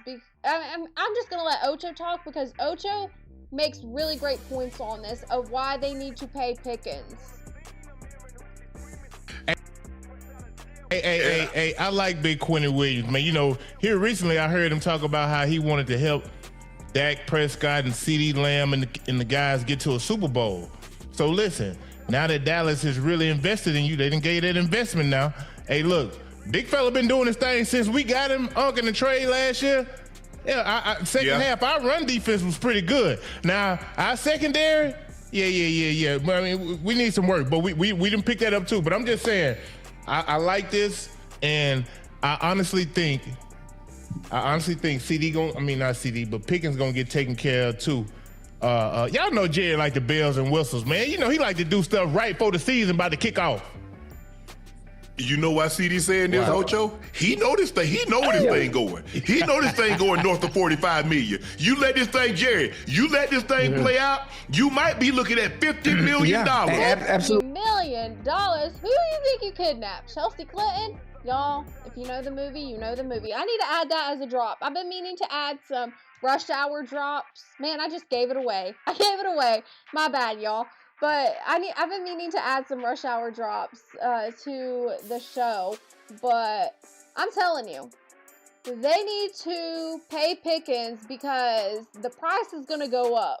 And if you get action from Pickens like you did last season where he outperformed CeeDee Lamb, I'm telling you, it ain't going to look good for you, Cowboys. It ain't going to look good. So go ahead, pay Pickens, and see what shakes. That's all I gotta say. I'd rather keep Pickens than CeeDee Lamb. CeeDee Lamb, I'm hoping for the best for CeeDee Lamb. I'm hoping he does outstanding this season. I really do hope CeeDee Lamb improves. But here's my concern. He's older. You start to see a regression. He hasn't gotten better the past 2 years. So will this be another continuing trend? That's my concern. And if that's the way it goes, I'd rather keep Pickens than CeeDee Lamb. Yeah, you know, Mike, you know what I'm talking about here. 50 million, heck no. I mean, I would go ahead and pay Pickens now because the price is going to go up. You're hearing from former athletes who know how the business works. Ocho and Shannon Sharp, they are not going to, cap. When I know the show's called Nightcap, y'all, but they ain't capping when it comes to this players getting paid, right? They know the business. They know how it works. And they know that if you don't pay Pickens now, the price is going to go up and you might have a more difficult time finding another star wide receiver who can perform well. And like I said with CeeDee Lamb, do you really want to roll the dice on a player who's been regressing since 2023? I sure the heck don't. But heck, we all know how it goes with the Cowboys. Is that, and plus Dak. You think Dak said, but Dak said that he rubbing his hand like Birdman. Hey. So this was CD tried to get ahead of this. Go ahead, listen, I think the owners know. Jerry knows that it's certain players.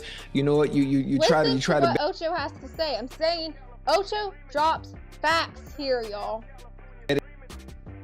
Against your own players. This is what they're doing. They did this with Jamar Chase as well, Uncle Joe. Yeah. They told Chase, you know what? We want to see if you can do it again. Basically, so Chase, they bet against you.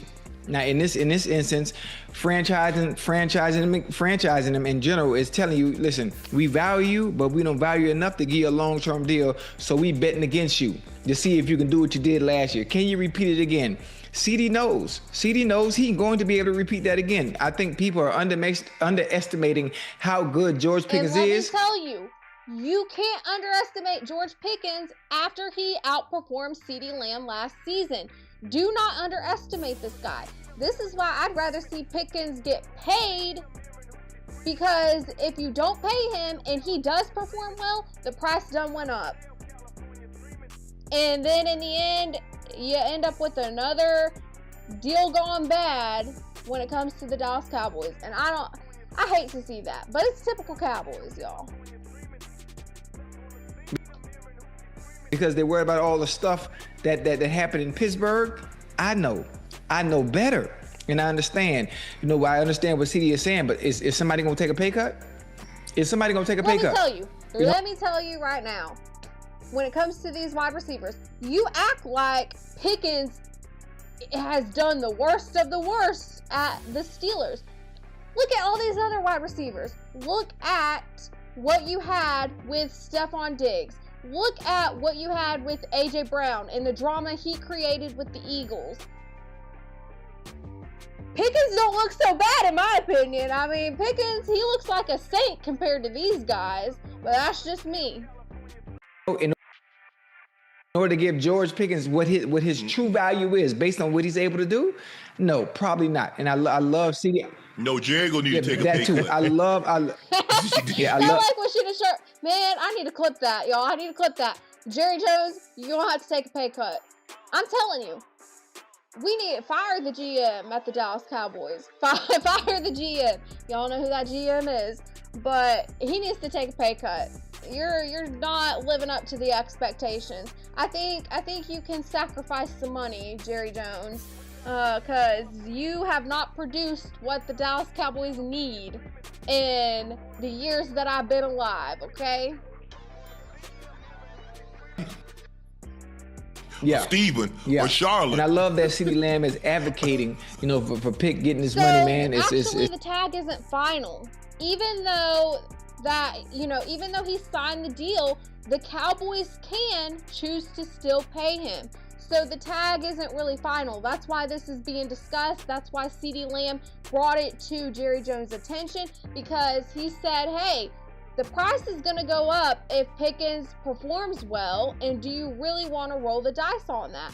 So Jerry Jones still has the chance to pay Pickens. It's tremendous, showing that he's a team player as well. But he's deserving. Everyone else has gotten paid. Everyone else has gotten paid as far as top receivers are concerned. Their true value, and it's time for Pick.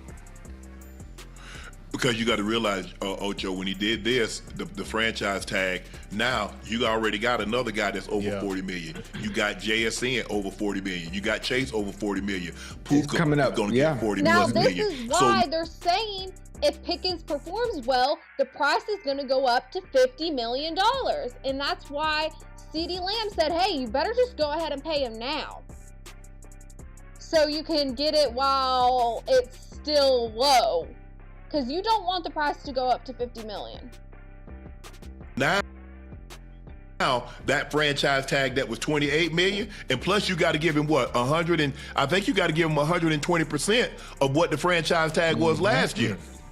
So with that being said, now you're at 35 million, and that's hard cap money. The thing what you want is to get some relief. You want, as this thing moves out, you wanted the cap to increase. I mean, the cap hit to hurt you. But the first couple of years, Ocho, you're like, hey, we ain't paid him minimum money. We signed him, we done gave him, 30, 40 million that signing, guaranteed him another, $60 million.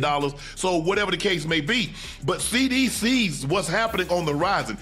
Unlike CeeDee, he's navigating, Jerry, I don't know, Jerry might be asleep at the wheel, but CeeDee is driving the Titanic. He see that big ass iceberg that happens to be George Pickens having a... I like how Shannon Sharp phrased that. Jerry Jones, he's definitely asleep at the wheel. I'm telling you. But it's like Shannon Sharp said here. CeeDee Lamb, he sees what's on the horizon. He knows what's ahead if you don't pay Pickens now. It's dangerous business. But like I've been saying, it's typical Cowboys, y'all. We know how it goes. And I'm just like, every time, how do y'all continue to do this over and over again? It's repeated behavior. Y'all think that they will learn by now, but every time it's like, how do y'all continue to do this?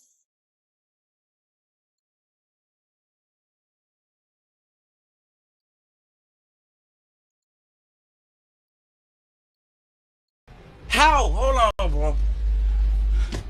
How? How you? I'm saying how? Like, talk to me, bro. How? How do y'all continue to Hey do guys, this? it's your favorite dunk here. Okay, Go let's ahead. see. Where was I at? I think I was at 425.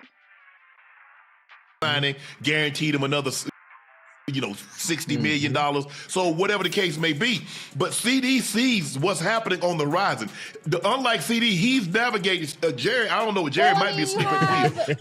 So this is why CeeDee Lamb's talking about this. This is from Nightcap last night. This is why CeeDee Lamb said, hey, pay him. They still have the opportunity to pay CeeDee Lamb. Regardless of him signing that contract, Jerry Jones can still choose to go ahead and pay Pickens. And this is why CeeDee Lamb's getting active on social media and tagging Jerry Jones. He wants to go ahead and get Pickens paid. Go ahead and pay him now so you don't bite the cost later on. And this is why Nightcap's covering this right now. But CeeDee is driving the Titanic. He see that big ass iceberg that happens to be George Pickens having a phenomenal year, and it's going to cost Jerry somewhere between $45 and damn near $50 million. He said, Jerry, you. This is why they say pay him now. Pay him now because the price is going to go up. Do you really want to use up all your cap space in the end, keeping him on a franchise tag because y'all want to be stubborn and clueless, and then end up paying him $45 to $50 million? I'm telling y'all, I'm not playing. I'm not playing. If they end up having to pay him $50 million, I'm definitely going to be using that rush hour drop. I'm definitely going to be using that rush hour drop. Who you think you kidnapped? Chelsea Clinton? Because $50 million? Are you kidding me? Because the last thing you want this man to do, to have a comparable season last year, become another All-Pro. And I promise you, he is not taking no franchise. He is not coming in. David Mugler. People don't. This is why the Dallas Cowboys should not be playing with Pickens right now. I hope Pickens has an outstanding season. I hope he performs well because I saw the writing on the wall, y'all. I called this early on. I said, hey, Pickens ain't playing. Pickens knows what's up. It was a very calculated move. People were like, why did Pickens sign the deal? And then you had Dallas fans getting hyped about it. And I'm saying, hey, Pickens is outsmarting Jerry Jones right now, and people don't realize it. Now here it is. Here's my proof. Here's my proof right now of how Pickens is outsmarting Jerry Jones. Mulugeta will not allow him to play on another franchise. He said, I'm going to do it this year. You gave me your word that you want to get this thing done. Hey, I understand. I needed to build up credibility with you based on my pride. True. Jerry Jones suffers from the same complex EDC does not, does. Waiting too late to pay and thinking that things will be okay. Tragic. Tragic every time. Yes. But I would have gone a whole 2 years and I would have only had a little minor slip up, minor blip. But you know what I can do. You see it firsthand on the practice field. You see I cooked every DB in practice that y'all thrown in front of me. Now, I'm going to do the same thing again this season. But Jerry, the longer you wait, yesterday's price ain't today's price. Pickett's one of them ones, man. He's so unpredictable on the field. You never know what he's going to do when he get the ball in his hands. He makes unbelievable, tremendous catches. His range, man, as a receiver. His stats, y'all. His stats outperformed CeeDee Lamb. I'm telling you, he had like 95 receptions, over 1,400 yards, and 9 touchdowns and only 3 drop passes, while CeeDee Lamb had like 75 receptions, only a little over 1,000 yards, and only 3 touchdowns while having 8 drop passes.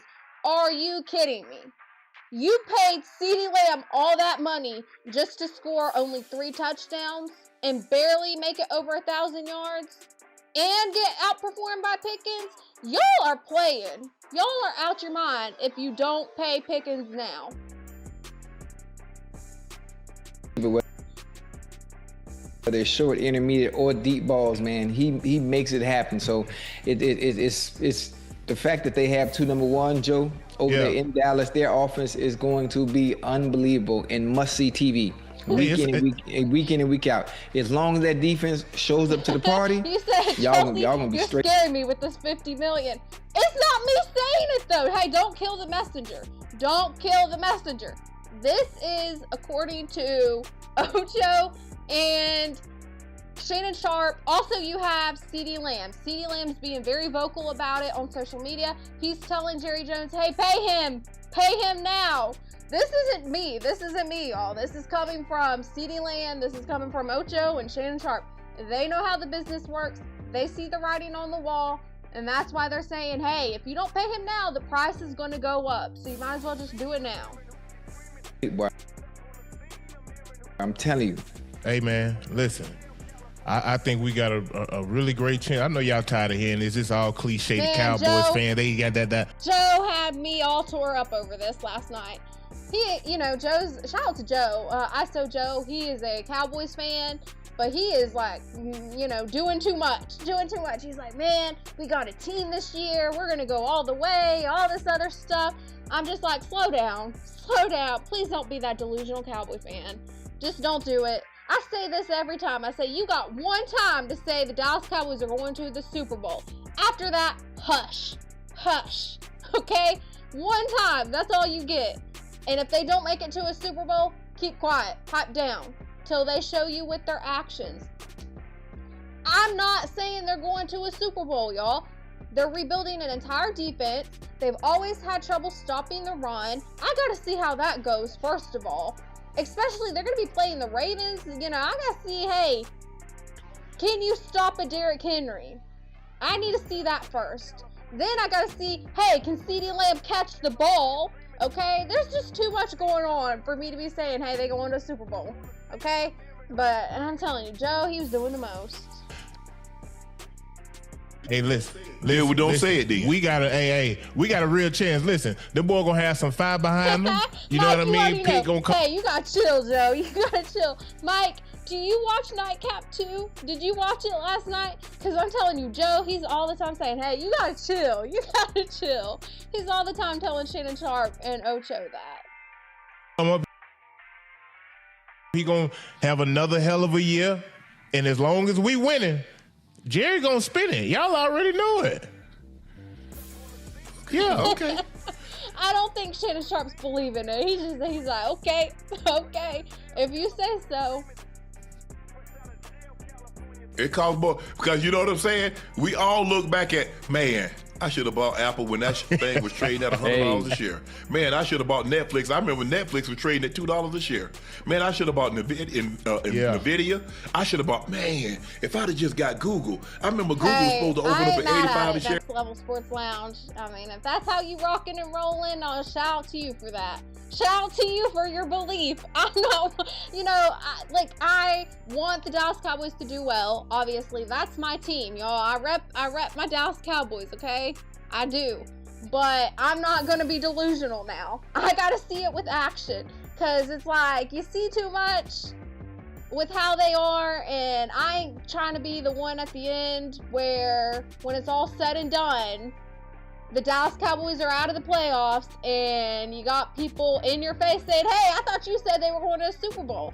I thought you said they were making a playoff. I thought you said they would win the division. I ain't trying to be that one, y'all. I'm not. That's why I'm not going to be a delusional fan. I have to see it with my own eyes. Show me something to believe in, okay?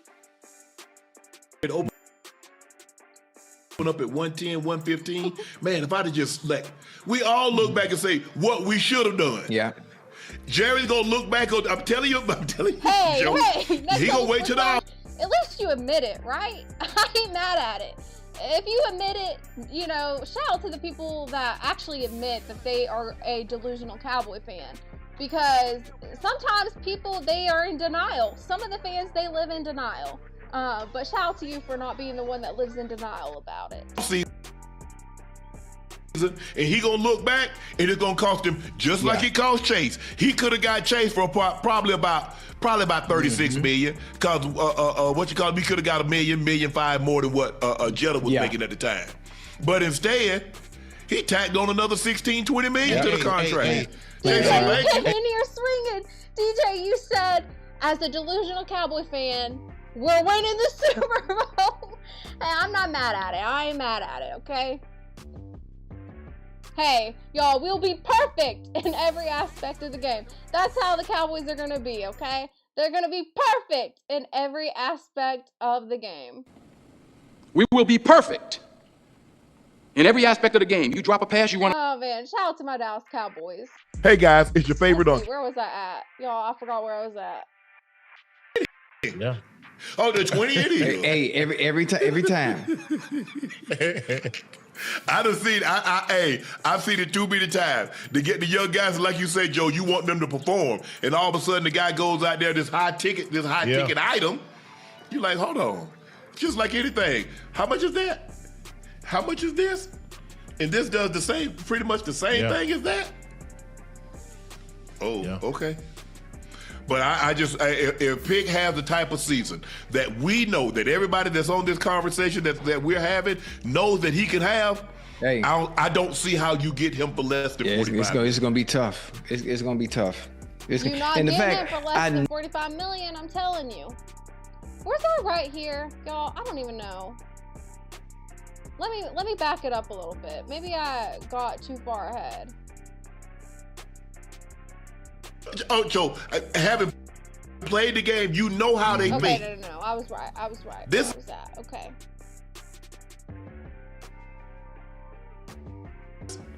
And this does the same, pretty much the same thing as that.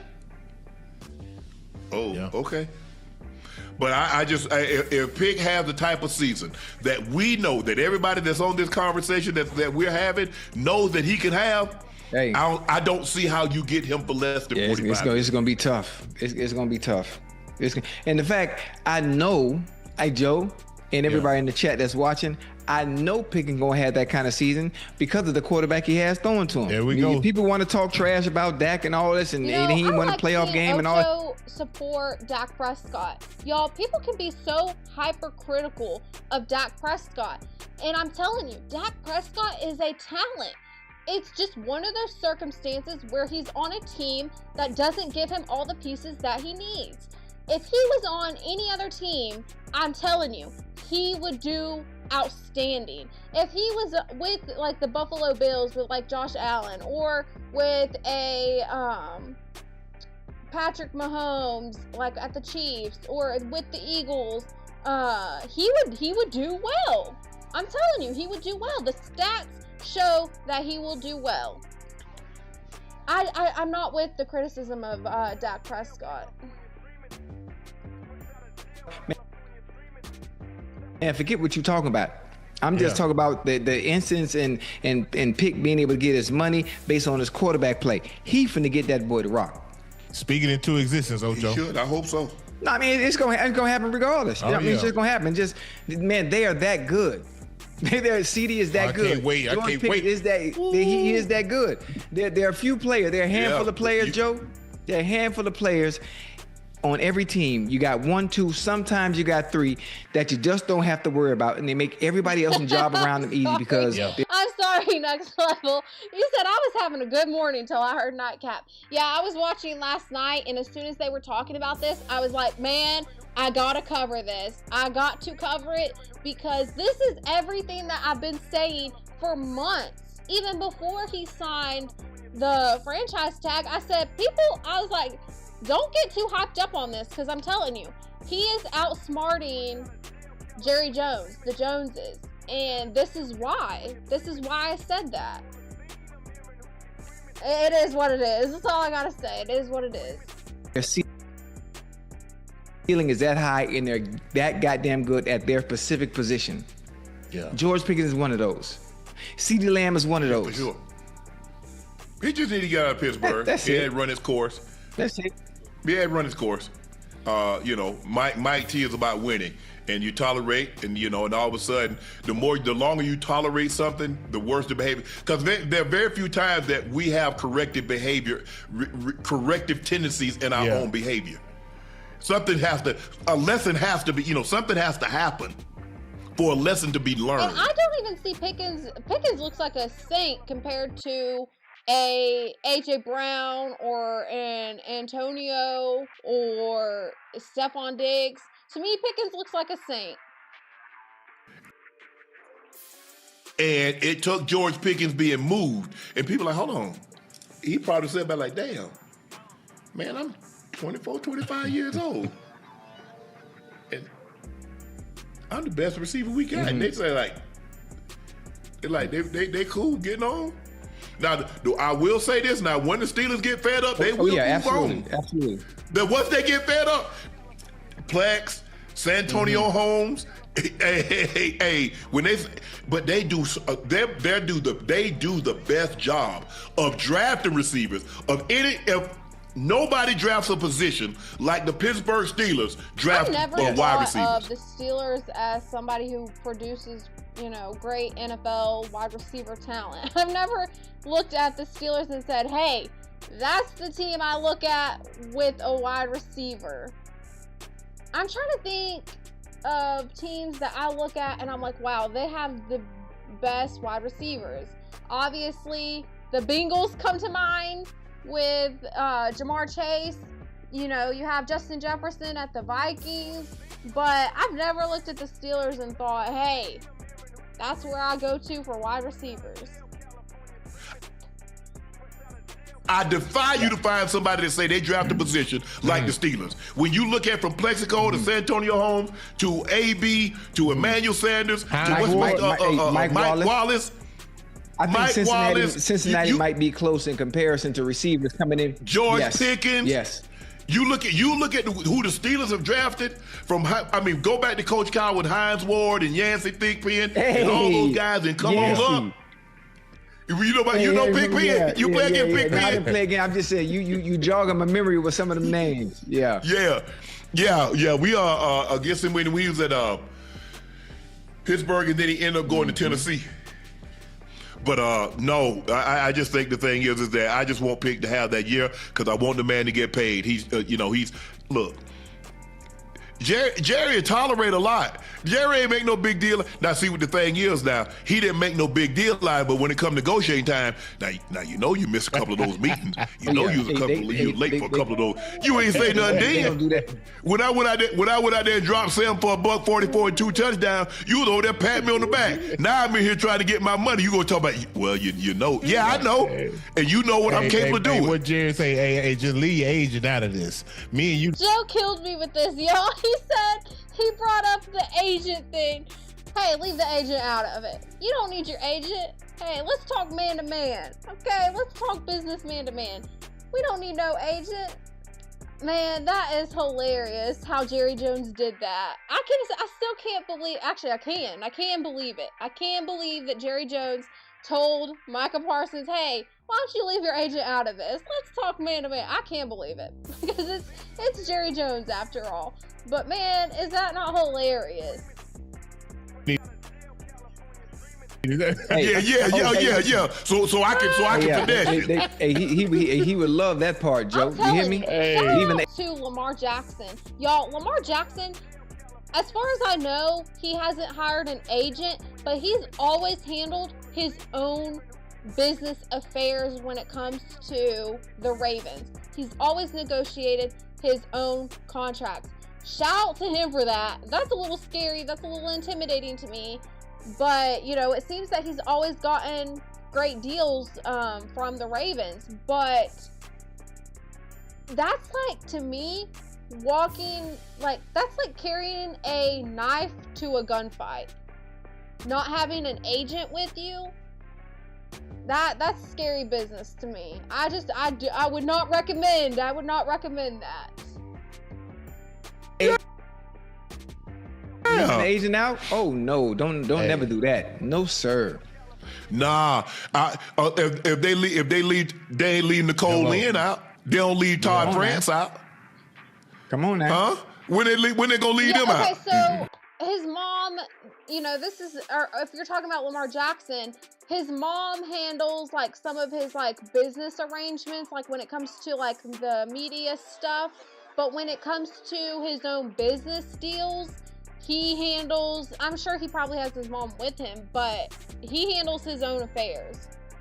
That's what everyone's talked about, is how Lamar Jackson just handles his own business. Because, you know, his mom, I don't know if his mom even graduated. A lot of these, so this is a fun fact. A lot of these agents have a background in law to negotiate these contracts, right? Look at Jalen Hurts' agent. She has a background in law. So you kind of want somebody with this type of background. I'm not sure if Lamar Jackson's mom has that, but this is why I say it's so impressive with Lamar Jackson, because I mean, he didn't graduate with a background in, you know, a degree in law. So for him to be out here negotiating his own contracts, it's risky. I'm telling you, it's risky, but shout out to him, because it seems like he's gotten everything he needs. No, as far as I know, Lamar didn't study law in college. I'll look into it, though. Where did Lamar go? I think Lamar went to, did he go to Arizona State? I'll look into it. Nah, bro, Okay, I gotta have him. That's what I have. Correct. That's what I thought. You said correct. Lamar represents himself. His mom just advises him like she's done since birth. Cousins handles his own contracts. Marlon Humphrey, Smith also did their own contracts. So shout out to them. And that speaks volumes to the Ravens organization, because it seems like the Ravens handle the contracts fairly.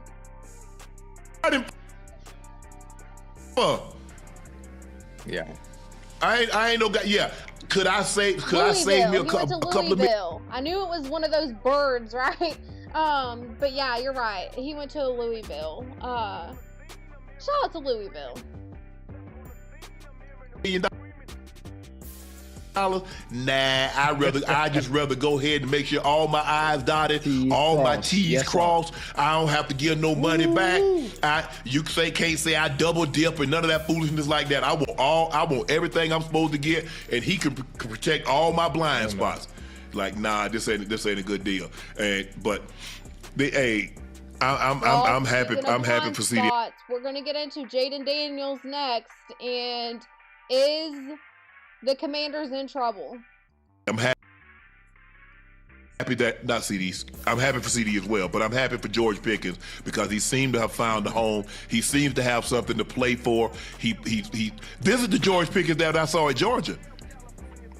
This is the guy that I saw at Georgia. Now, the reason why he went in the second round was some of the characteristics that we saw in Pittsburgh, Ocho, because he had first-round talent. Ain't no question about it. All you got to do is put... We ain't finna sit here and pretend like George Pickens are for real second-round pick. You a lie. You lying to me. Absolutely not. Lying, the truth ain't in you. Ain't nowhere around you either. I need to clip that part, too. I need to make that one of my memes on here, y'all, because you a liar. The truth ain't in you. Put it in the damn area. You hear me? That's it. That young man coming up with the ball, bro. Mm-hmm. But I think the thing, plus, and CeeDee was like, man, I know what y'all tried. Y'all say, well, A, and he X, and I'm Y, and this V. Nah, ain't no controversy between us. Not at all. If I'm late, he late. If he late, I'm late. We'll package deal. So you can't have one without the other. Do you agree with ISO? This is the Cowboys' year. 64% says yes. Well, what we talking about? Let me tell you, that poll last night was rigged, okay? That poll, I'm telling you, ISO Joe must have made that poll, because all it had was, and I was going to pick an option, right? Well, I'm looking at the list, and the only option is yes, yes, yes, yes, yes, yes, as will the Dallas Cowboys have it, this be their year? I'm looking at this poll, and all I see is yes as options. I'm thinking, ISO Joe must have made this. It's like, where's the option for, I'm not a delusional Cowboy fan, I'm never saying it's our year every year? Where's that option? Because I need that one, okay? Sure. 12% says yes. Look at Ash. Man, look at Ash, man. So all we got is yes. We ain't got no no's, no nothing. We got 64% says yes, 12% says yes, 7% says yes, 16% says yes. Y'all know the Cowboys fan base. We travel, and it's a lot of them in the damn chat tonight. I'm Chat, telling what's you, the happening? Dallas Cowboys was in that nightcap chat last night, and I was one of them, y'all. But I was letting them have it in that chat because I was like, y'all need to chill out, okay?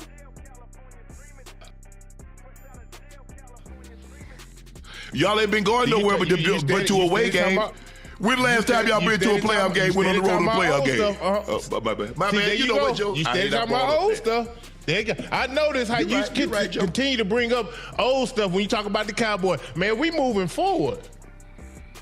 You know what? My grandma used to say, boy, stirring up old ish still stink. You right, Joe. You know what I'm saying, Joe? You right. Come on, man. Hey, I brought it up. But long as you know. You know, there was another part too. I don't know if I skipped it, but there was another part where they brought up the issue with the Dallas Cowboys is stopping the run. And I don't know if they have the defensive pieces they need to stop a Derrick Henry. That is my concern, is what pieces do you have on defense to stop the run game? And if you look at the positions, a lot of them are not, up there in size that you would really need to stop someone like that. I don't see no Caleb Downs making a Derrick Henry tackle. I mean, I'm not saying he can't trip him up. You kind of have to use other tactics when it comes to stopping a guy like Derrick Henry. But I mean, I don't know. I have to wait to see what they got. I'm not saying that our defense is going to be bad, right? I'm saying, it could be like what we had with Dan Quinn. Dan Quinn, he did great. It's just always been a consistent issue with the Dallas Cowboys of stopping the run. That's why we couldn't beat San Francisco. That's why we couldn't beat Green Bay, because we have difficulty stopping the run. That's always been the case. Ever since it seems like I've been a Dallas fan, that's always been the case. So I'm not putting too much stock in it right now, especially since they're rebuilding. I think I read a stat that said it's like 50% of the roster is new. So when you have, a new defensive coordinator, you're rebuilding the defense, it's like I need to see how it goes before I just say, hey, it's our year. We're going to do great things. Let me see how this defense plays out. That's just me, though. Coach Chelsea Land, I'm sorry, but do you think Quinnen is worth... I'm glad you asked that question, the International Quiet Storm. Will they have enough to pay for Pickens? So that's the thing, right? That's a great question to bring up. Since they already paid Quinnen, do I think he's worth it? I don't know. If I'm being honest, roll tide to Quinnen Williams. But do I think he was worth it? It just seems like they jumped the gun on that. In my opinion. This is how it goes. I talked about this earlier. This is typical Cowboys behavior where they pay players too soon, or they pay players that's probably not really worth it, and then there's like some sort of regression, or we end up not getting our money's worth, right? So that's my thing. I'm waiting to see how that goes with Quinnen Williams, but roll tide to Quinnen Williams. I do like Quinnen Williams. I'm just waiting to see how this plays out before I say, hey, yeah, he's worth it or he's not. Now, when it comes to Pickens, this is why Nightcap is saying they need to go ahead and pay Pickens now. Because, yes, they could pay Pickens now.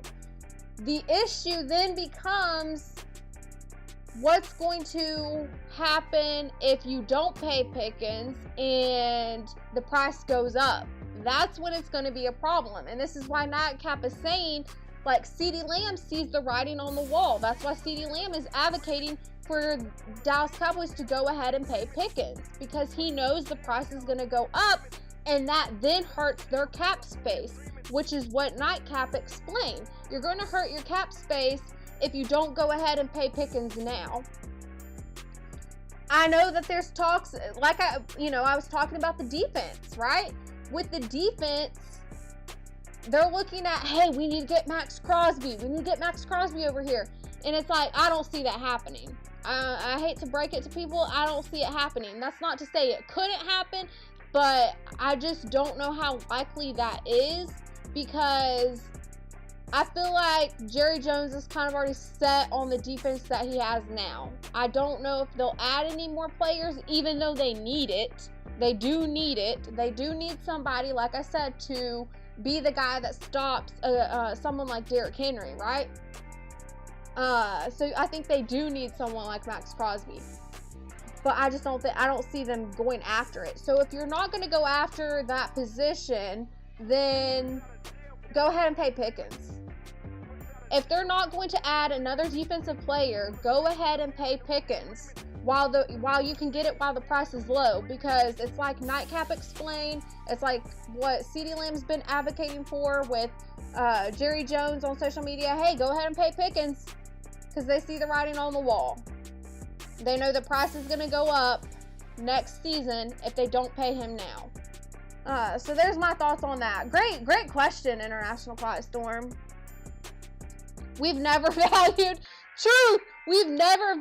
defensive tackles. Well, you said until now. I mean, let's see. Here's my thing. They got Guyton. Is that his name? Wait. Hold on. Let me look it up. I think they got Guyton in a draft. Let me see. I'm going to look at all the draft pieces that the Dallas Cowboys got.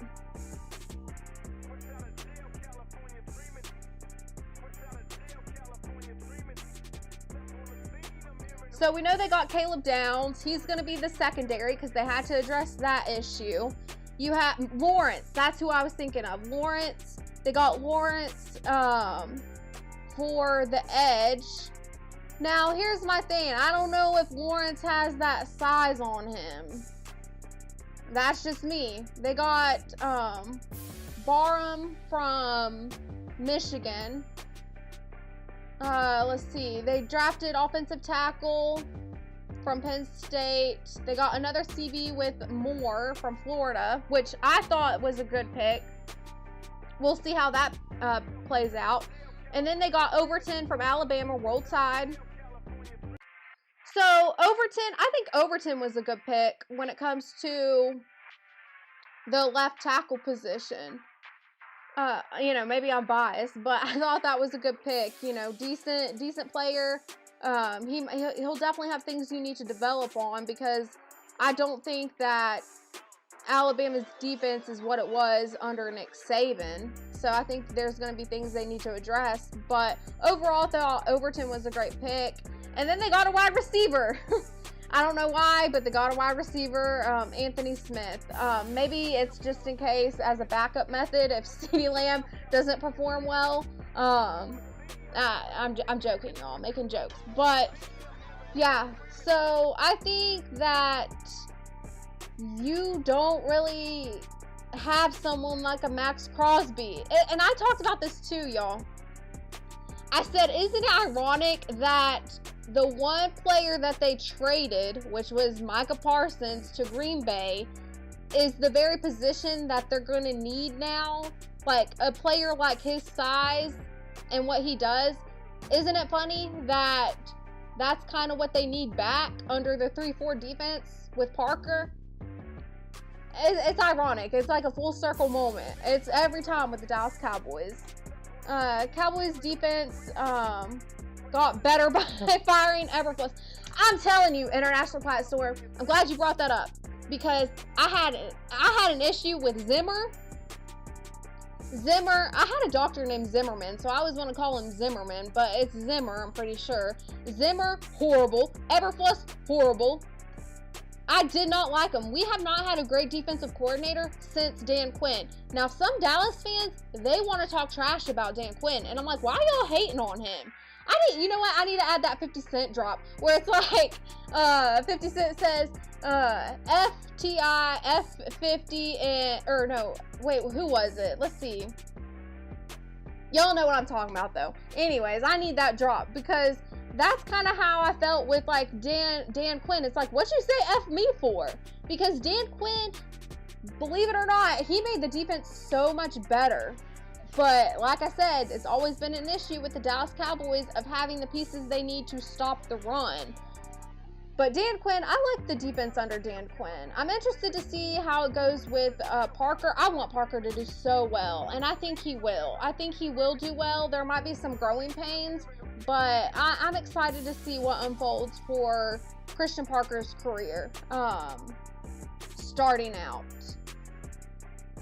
He's a top 3 defensive tackle in the league. Yeah. Okay. Wait. Live Orange Mound in Memphis, Tennessee. What's up? Okay, what's up? Good to see you in the building. You know, Next Level Sports Lounge, he's from... Wait. Are you related to Next Level Sports Lounge? Because I think he's in Memphis.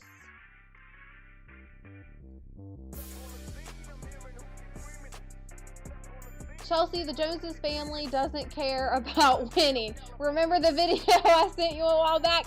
Right? The Joneses, they don't care about winning. Like, they care about the money. I mean, let's just be real. It's always been a money thing. That's why I don't put too much stock in the Dallas Cowboys. Because I know what it is when it comes to the Joneses. We need a middle linebacker. Yeah, that's why a lot of people are wanting someone like Max Crosby. If Pickens balls out, he will walk in Jerry Jones's office and say, today's price is not yesterday's price. Exactly. That's, you know, what Shannon Sharp was talking about. Shannon Sharp and Ocho said the exact same thing. Y'all drafted Lawrence and Downs, right? Yeah. Yep. And Overton. The Dallas Cowboys haven't had a solid defensive line since their SB run in the 90s, respectfully. And that's the truth. That's the truth. The Grinch, you are not lying. And I mean, you cannot say otherwise. Now, I will say this. I'm not saying it was the greatest thing ever under Dan Quinn, but it was decent. It was better. It got us further than what we had been in the past. And definitely with like what we've seen more recently under Eberflus and Zimmer. That's just me, though. Overton reminds me of Osa, yeah. I think I said that right. Lawrence, big boy, 6'4", yep, 250. I wanted the Ravens to take him. Yeah, Lawrence, we just need somebody like a Micah Parsons, to be honest with you. Micah Parsons... You need the front. Okay, so this is something that Mina Kimes, y'all know I love Mina Kimes, but Mina Kimes brought this up. She said that they need, I think it was like the front 7. What's that front 7 gonna look like? It's gonna be decent, but is it enough to stop the run? And she thinks, you know, similar to how I think, like, they're probably going to struggle with that. Like, it's going to be a concern. We got to wait to see what happens. But, you know, they addressed the secondary. You know, some people are still wanting them to bring in another CB. I get it. But I think they did enough to kind of address the secondary. But that front 7, I'm telling you. Max needs to get the heck out of Vegas. He keeps fighting everyone. Yeah, you know, people are talking about that. We covered that earlier. Yeah, that is funny, Chels. Okay, I think I caught up to all y'all's comments. Let's see. What next, y'all? Oh, let's get into this Jaden Daniels with the Commanders. Y'all, they're taking some early injuries at training camp, and you now have his blind side getting taken out from, I think it was it a tricep or bicep injury. I don't know, but let's watch. Let's watch and see. Man, we got to keep the show pushing. It's time we talk about the National Football League. Starting left tackle for the Washington Commanders, Laramie Tunsil, suffered a torn tricep in practice today. I knew it was like tricep, bicep, something like that. Y'all, that's no joke, okay? That is no joke. That's like probably one of my fears weightlifting is, you know, blowing out like a tricep or bicep. Because when I'm weightlifting, it's like, I ain't trying to do anything crazy, y'all. I ain't trying to do nothing crazy.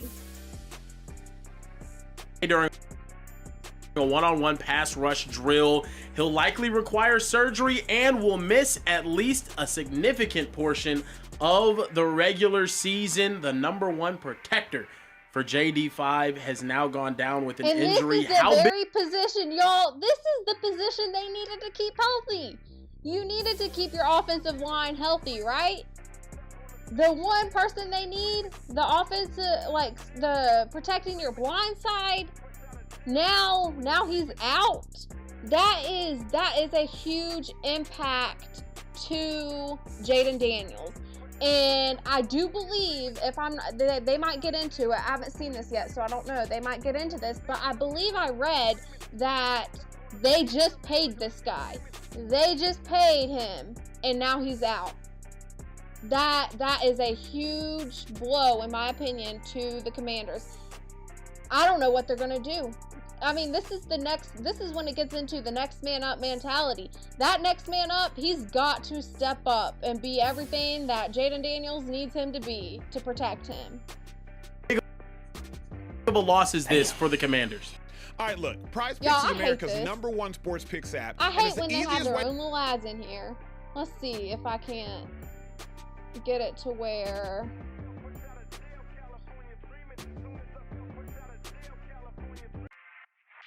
Florida. Most importantly, new users use code. Man, he's still going on about this ad. Let's see if it's right here. Back it up just a little bit. Free Prize Picks. It's good to be right. I don't think there could have been a bigger loss for Jaden Daniels than Laramie Tunsil. Number one, protecting of the blind side. Number two, remember, Jaden Daniels got hurt multiple times last year and has dealt with a couple different types of injuries. Had an elbow injury. I thought the Commanders were going to be a threat. I mean, now you're taking a big loss, so I don't know what y'all are going to have now. This is a big deal. This is a big impact to Dan Quinn's coaching career because he's listed on the hot seat right now. I think that's kind of wrong, but this is just part of the coaching carousel. I don't think Dan Quinn should be on no hot seat because he did such great things for the team, like the year before, got him to a playoff finally. Like, how are you going to go ahead and put him on a hot seat after doing such great things? And I think people, it could be a result of Jaden Daniels not being kept healthy because, there was the controversy of Jaden Daniels, was playing too early and got re-injured. Like, they should have just let him sit out. Maybe that's so, but we don't know if Jaden Daniels was advocating, hey, put me in, coach, put me in. Because sometimes these players will advocate, hey, I want to go in the game. I'll give you an example. Tua Tagovailoa at Alabama, when they were up big, but Tua Tagovailoa wanted to stay in the game. He did not want to go out, and I've talked about Tua Tagovailoa and his mindset. He will risk everything for his team, and it clearly shows. It clearly shows he has not changed when you see what he's done in the NFL. But Tua wanted to stay in, and Nick Saban allowed him to stay in. And he broke his hip. That's when he broke his hip and got taken out. I can't remember. Is that when Mac Jones stepped up? Yeah, I believe that's when Mac Jones stepped up to the plate. But I said plate like it's baseball. I should say stepped up to the pocket. Let me talk football, okay? Stepped up to the pocket.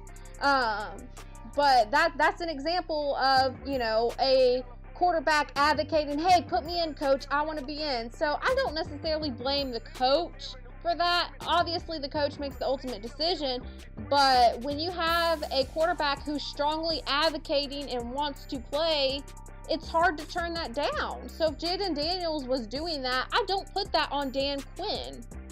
That's just me, though. That's just me. I just don't think Dan Quinn should be on the hot seat. This is going to hurt him, though. I'm telling you, this will hurt him. Yeah, I think he had a knee injury earlier on in his career. And Laramie Tunsil's probably a top 3 left tackle in all shout of out to you, football. Next Level Sports Lounge. Necessarily any wild, standout, crazy, unanimous best left tackle in the league. Laramie Tunsil's in that conversation. So this is a gigantic. That's something that we talk about is, you know, these smaller QBs. And I will say this, you know, Jaden Daniels, I believe he did put on some weight, but he's always been a smaller quarterback. Even I've watched, so fun fact, I've watched Jaden Daniels since he was at LSU, right? He's always been, you know, a smaller QB compared to some of these others. Like, you know, you compare him to a Josh Allen and he's definitely smaller in size, right? But I look at Jaden Daniels and you're right, International Quiet Storm. Like this is a quarterback that needs that protection, that heavily relies on that. He is very shifty. I will give him that. He is a little Houdini in the pocket. He can escape and make plays on the run. You know, a dual threat type of quarterback, but he does not need to be putting his body on the line when he's that size. Because he's not a Josh Allen, Joe Burrow, right? Like, you know, he's not a Dak Prescott. Even Lamar Jackson is bigger in size. You look at these smaller QBs like Bryce Young and Jaden Daniels.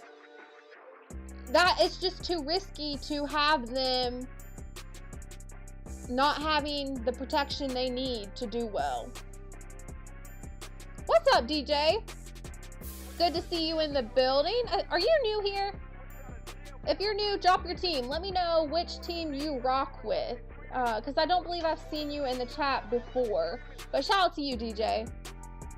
Gigantic loss. Shout out to the acquisition of Stephon Diggs, but you need time to throw the football. Have I talked about Stephon Diggs? Did we talk about that last time?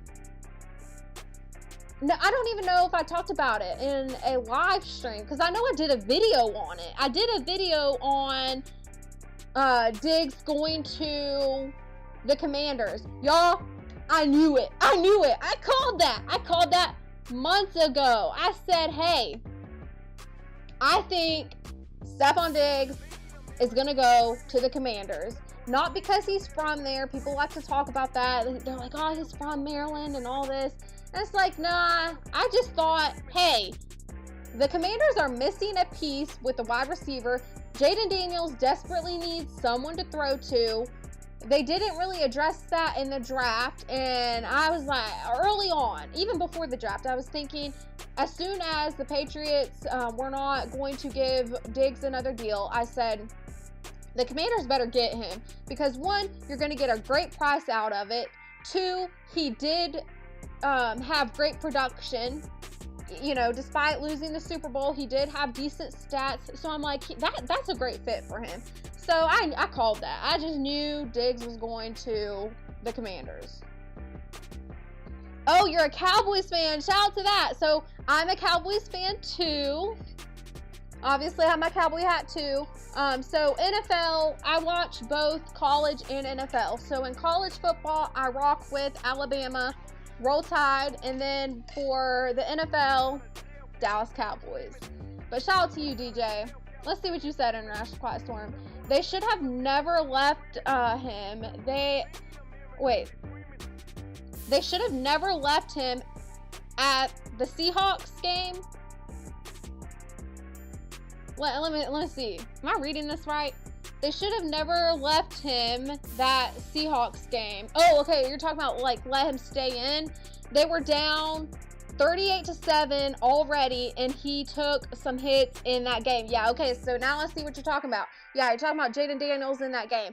I get it, right? I get that. I know that Jaden Daniels, they were down. Go ahead and take your quarterback out. Ultimately, that decision falls back on your head coach. I get that, right?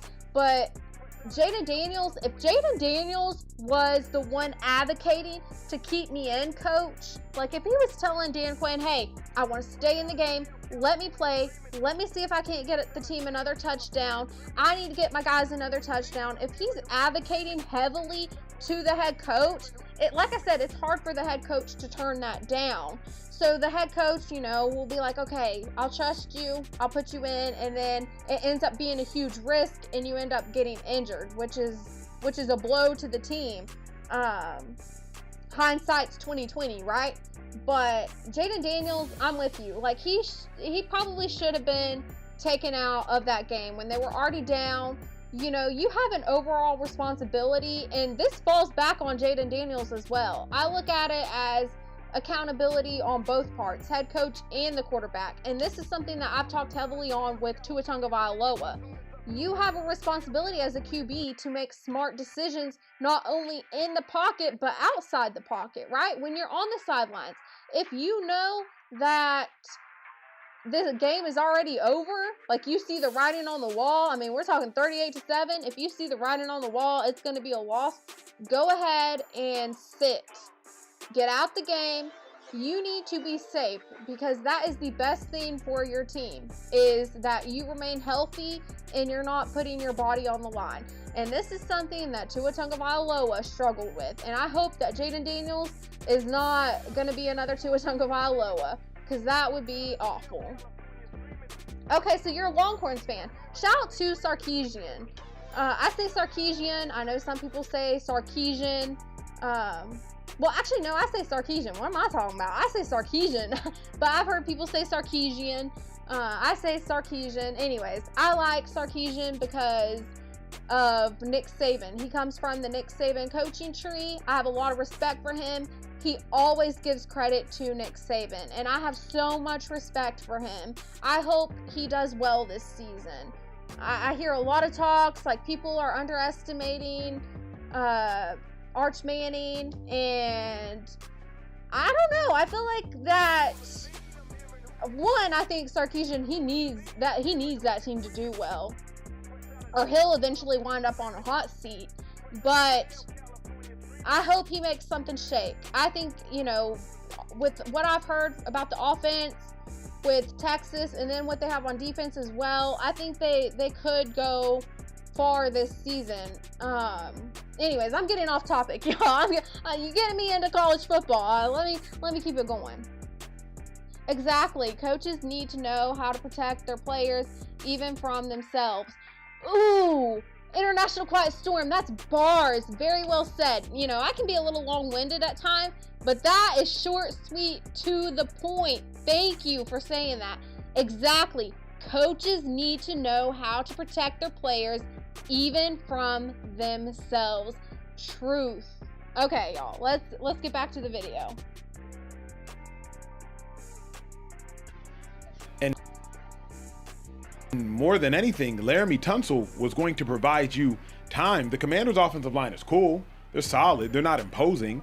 But you traded, if I'm not mistaken, Kieran, what was it, a first-round pick to the Houston Texans for Laramie Tunsil a year ago? Yeah. I think a first-round pick and maybe some change. So this is a gigantic loss. Shady, I don't know if there could have been a bigger loss to the offense outside of Jaden. Oh, it is. When they didn't sign my favorite player in football, Brandon Ayuk. Oh, gosh. Other than him. That's a loss, too. Other than him for Commanders, this is a huge loss. I mean, you invested a lot of capital for him, right? You're talking about all the trades they made with Houston for him. So that's one part. Number two is, bro. Okay, Karen. see, that's what I thought. I thought that, business-wise, this is also a huge loss for the Commanders. What is a quarterback's best friend? Oh, you got a couple of offensive linemen. Well, it's supposed number one receiver. Well, no, slow down. See, this is the football part. You're supposed to say running game, right? Okay, but the truth is, it's the left tackle. They say I was trying to trick you. They say the running game is the quarterback's best friend. But the truth is, it's really a left tackle, bro. You don't even see what's going on over there. Yeah. Right? That's why they get paid the big bucks to protect the blind side of the quarterback. Y'all, I hate this for them because when you look at so Kyler Murray, I don't know if y'all heard, Kyler Murray's officially been named the starter for the Vikings.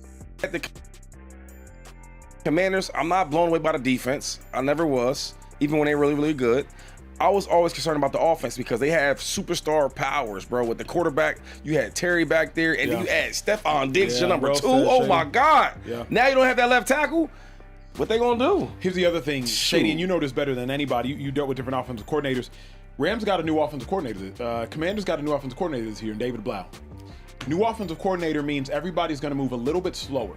You haven't had years to learn this offense. You've had OTAs, you've had voluntary workouts, and you got about 16 training camp, maybe 25 training camp practices.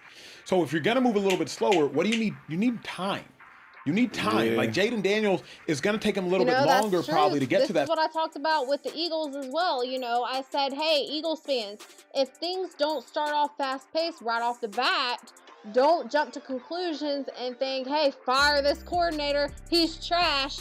Give it time to grow. Give it time to develop. The same is going to be said about the Commanders, because if they're having a new offensive coordinator, you're going to have to give it time to develop. But now the Commanders have another obstacle they're facing because you have your blindside protector for Jaden Daniels getting injured. Now he's out. So this is going to create a further obstacle for that offensive coordinator. So you're going to have to give him some grace. But we all know how this coaching carousel works. They don't give you time to grow and develop, okay? They're going to get you out of there. If they don't like what they see, they're going to say, bye. See ya. Bye, Felicia. Second read to get to that third read. And he's been hurt. And so new offense, new offensive coordinator, new wide receiver, Stephon Diggs. Like your second biggest playmaker, he's going to be new. You need time for these types of things to develop. So this is a bigger loss than Scary Terry. It's a bigger loss than not acquiring Stephon Diggs. I'm calling him Scary Terry. Stop that. I don't know. Like, this is just, it reminds me of people calling Dexter, what was his name? Dexter Lawrence, the one that went to the Bengals. He was with, who was he with? Was he with the Giants? I think he was with the Giants. He went to the Bengals, but they call him Sexy Dexy. I'm just like, quit calling him that. Like, stop that. That makes me, it makes me sick, y'all. It does. I'm not gonna lie. Like, just quit giving them these, like, pet names. I'm not with it, okay? Bigger loss than not bringing Zach Ertz back. Like, this is a sizable loss. And another thing about this loss, fellas, I want y'all to know this. 90% of the superstar quarterbacks, bro, they got a dog left tackle. Yeah. And if they don't have a really good left tackle, you know what they keep doing? They keep trading or keep drafting to get him one. Yeah. Look at Patrick Mahomes, bro. He's had like, what, 4 or 5 left tackles for a reason. Yeah. From the Josh Allens, I could keep going on. Normally agree with Shady, but I'm telling you, the good teams are going to make sure you have those pieces you need, and the Chiefs are an example of that. Quarterbacks. Justin Herbert. Right? Yeah, injuries, but they keep trying to get one. Eagles. Like, I can go on forever about having even Lamar, and he's more of a running back. You know what I'm saying? So you need a left tackle. But that's a good point. That's a really good point. And you know what? He's one of my favorite tackles too, though. Richie Cognito, don't get mad at me, but I forget what year they drafted him. Tunsil? Kieran, what would that have been? 18? What was got drafted? Laremy Tunsil? Ooh, nah. 17? Before then, I think. Yeah, before then. But I'll find anyway, out real quick. Richie had me buy him a smoke bomb 2016. 2016. And he got traded for a second, a third, and a fourth, and then I think a seventh. How about that? So I don't know if y'all know, he had the famous bong when he got drafted. Yeah. I don't care. I don't think that matters. Like, why wouldn't you take him? Because he smokes weed? Shit, everybody I know that smokes weed other than me. I don't know. But anyway, I had to buy Richie one of those. A bong? A gas mask? A gas mask thing. He wanted to be like / weed smoker bang. Hilarious, bro. But I bought it. That's crazy. So he became one of my favorites. Can y'all think, that's what's up. How does Jaden Daniels survive this? Because more than anything... International Quiet Storm, you're hitting it today. Let me tell you. You said Tom Brady had 2 left tackles his whole time in New England. You pay those 2 positions, especially if the players are elite at QB and left tackle. Truth. You need that. You need to pay those players. Jaden can actually have, Kieran, a statistically Oh, mediocre whoa. season. What Jaden Daniels cannot afford, Speakeasy family and people watching this show, what this superstar quarterback, young superstar quarterback, cannot afford is to get hurt. Yeah. Kieran, he could go throw for 26 touchdowns and 14 picks. And Yeah. we'd be like, bro, but his rookie season, no. His rookie year. Yeah. He could go throw for, 22 touchdowns and 11 picks. And we'd be like, but his rookie year, though. But if Jaden Daniels gets hurt this year, we'd be like, hold on. He was already frail. He took some big hits in college. He got hurt his sophomore year. He got hurt his third year. Is he durable? Can we do that? That's the thing, though. They're going to look at the coaching, right? I mean, you already have Dan Quinn on the hot seat, right? So they're already looking at that coaching position. But then they're going to start evaluating Jaden Daniels. They're going to be like, can he live up to the NFL expectations because of his size? I'm telling you, he needs to be eating 2 peanut butter jars a day, like the 2 big peanut butter jars. Do that Alabama diet, because this is what they had AJ McCarron on. AJ McCarron said he hates peanut butter now because he was on that 2 large peanut butter jars a day. They didn't care how you ate it. You could eat it peanut butter jelly. You could have it in a protein shake. They didn't care how you were getting that peanut butter in. But to bulk up, they had you on this peanut butter jar diet. And Jaden Daniels, you have the best of the best nutrition-wise, right? But I feel like Jaden Daniels, he needs to put on some size, because you even have Devontae Smith. Y'all, have you seen Devontae Smith, how he bulked up? They need to do the same. Whatever they did, I'm telling you right now, whatever they did for Devontae Smith, whoever he has hired as his nutritionist off season, that's who Jaden Daniels needs, okay? You need to get that guy, because you got to get some size on that boy. I'm telling you. Jaden Daniels can easily turn into Anthony Richardson with a bad offensive line. Yes, the Commanders better get smart and protect their investment. Yes, exactly. Now, International Quiet Storm, the Commanders were on the up and up. I'm telling you, they were making smart business moves. Everybody was talking about it. And now, after last season, it's like, well, y'all are getting kind of off track here. Can they get it back on track? Now this is a setback for them. They got to figure something out fast, because Jaden Daniels, you can't afford to lose your investment. Jaden Daniels, whenever healthy, is an unreal talent. Right. But Jaden Daniels, also when healthy, plays the game of football the riskiest way you can see a quarterback go out there. What did I tell y'all earlier? I gave you Tua Tagovailoa as an example. I said, let me tell you, Jaden Daniels does not need to be another Tua Tagovailoa, putting his body on the line and risking it all for the team. We don't need Jaden Daniels out here doing that. And I'm agreeing with Care Bear on this. You don't need him doing the riskiest things possible. He takes. There's literally a Twitter thread that I just found. That's a bunch of him just taking comically huge hits in college. I want you guys to watch. I just talked about his college days too. Man, I'm telling you, sometimes I'm just like, wow. Sometimes I underestimate myself. I ain't gonna lie. I really underestimate myself. I'm like, do I really know what I'm talking about? And then I see things like this, and I'm like, okay, obviously I'm making some sort of sense, because now they're saying the very things I've been talking about. And I just saved this. All I did was save it. I didn't watch Speakeasy. I haven't watched Speakeasy the last couple nights. Now, I did tell y'all I did watch Nightcap. I did see the Nightcap ones, right?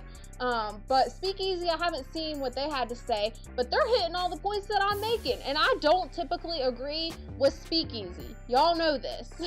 They can say some controversial things that I do not agree with. But this, I'm agreeing with. Some of these hits that he goes out there and takes, and he still plays the same way. An electric playmaker. But look at this right here. It's a boom, ball, out. Look at the next one right here. This one right here, literally leaping up in the middle of the field in the pocket for whatever reason getting hit. Right here, another one.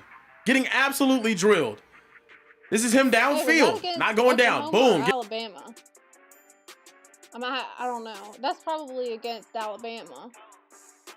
I'm telling you. Like, I just gave you the example. Tua Tagovailoa taking unnecessary hits that you don't need to be taking. Jaden Daniels, he's got to clean it up. He's got to clean it up. Now, I hold, we're all about accountability when it comes to a team as a whole, right? The coaching accountability, the player accountability, and I'm looking at you, Jaden Daniels, because I'm like, Jaden Daniels, clean it up. Clean it up fast because you do not want to be another Tua Tagovailoa. Hit again. And he a little dude too. And look at him. He's making people miss, but just taking more and more and more hits over and over and over again. This one right here, another one. That's crazy.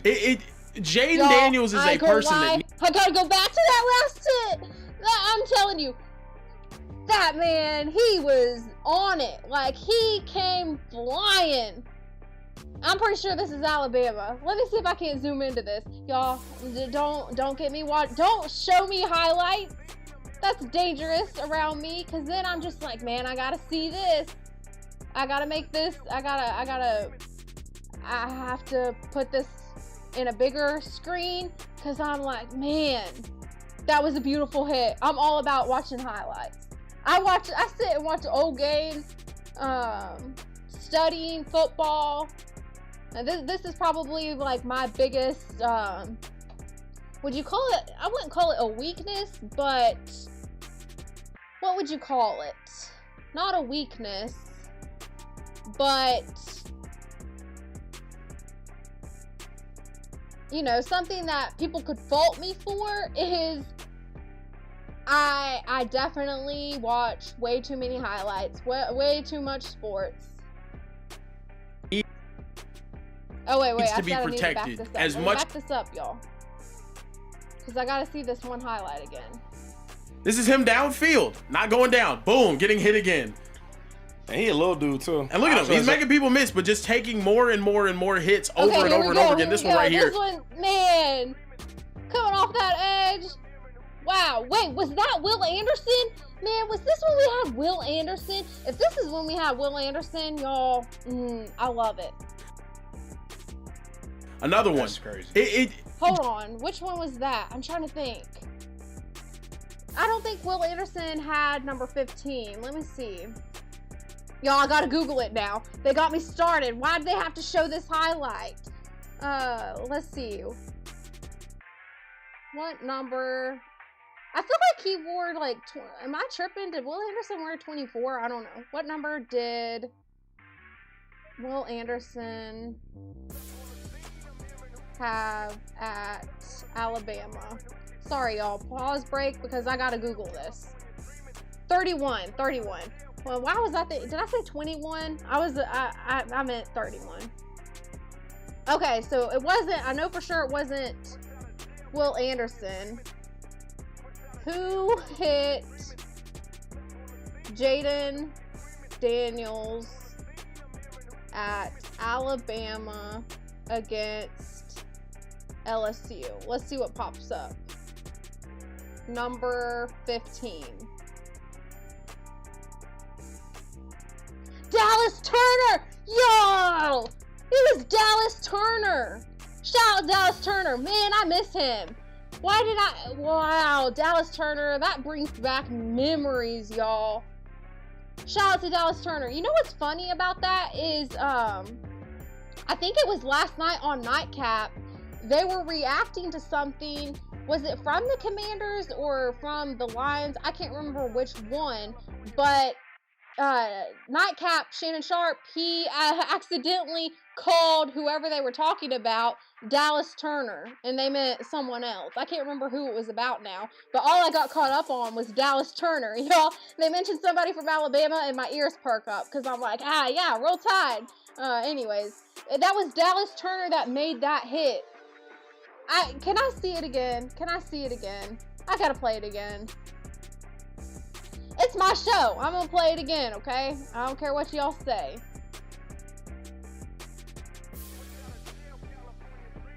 I think I went. Okay, we'll start here. Not going down. Boom, getting hit again. And he a little dude too. And look at him. He's making people miss, but just taking more over and over and over again. This one right here, another one. I'm just so impressed with that hit. Wham! Whacked him. Man, I'm just so impressed with that. Jaden Daniels is a person that needs to be protected as much as any quarterback in NFL history has needed to be protected. And it was fine before he had the season that he did last year, where you have injury pile on after injury after injury.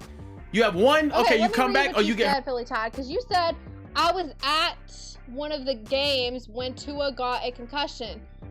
That blank ain't no joke, right? Right? Yeah, because I gave a background. For those of you who don't know, like one of my most popular Threads posts, Threads is similar to X. It's Instagram's version of X, you know, formerly known as Twitter. But on Threads, one of my most popular posts was covering Tua Tagovailoa. And it was about when Tua was having those concussions at Miami, and I brought up his history at Alabama. I said Tua Tagovailoa has always been known as someone to take unnecessary hits. He's always struggled giving up on plays, and even Nick Saban has talked about this. And I said, you know, he had a ankle injury. He had not only the concussions, but then he had the broken hip. So he's always struggled with giving up on plays. And Jaden Daniels, you've got to teach this quarterback when to give up on plays. Do not put your body on the line. Dang right, Coach Chels. It's your show. Exactly. It's my show. If I want to go back and rewatch that play, I'm going to rewatch it. I don't care how many times. I could make the whole show about that one play. I'm telling you. Because it's like, that was just so impressive. Like how quick Dallas Turner, this is what you want on defense. You want those guys who are quick off the edge and get to that quarterback, create pressure. Nothing gets me more hyped up and excited than seeing great plays like that. I miss that type of defense from Alabama. I ain't gonna lie, I won't hold y'all. I miss that type of defense because I shouldn't get into that. Y'all gonna get me started. I'm gonna get started on talking about college again. Again. Oh, you come back, oh, you dislocate your elbow, and then we throw you back out there again and you're limping around. No, we had to just take you off the field and call it a day.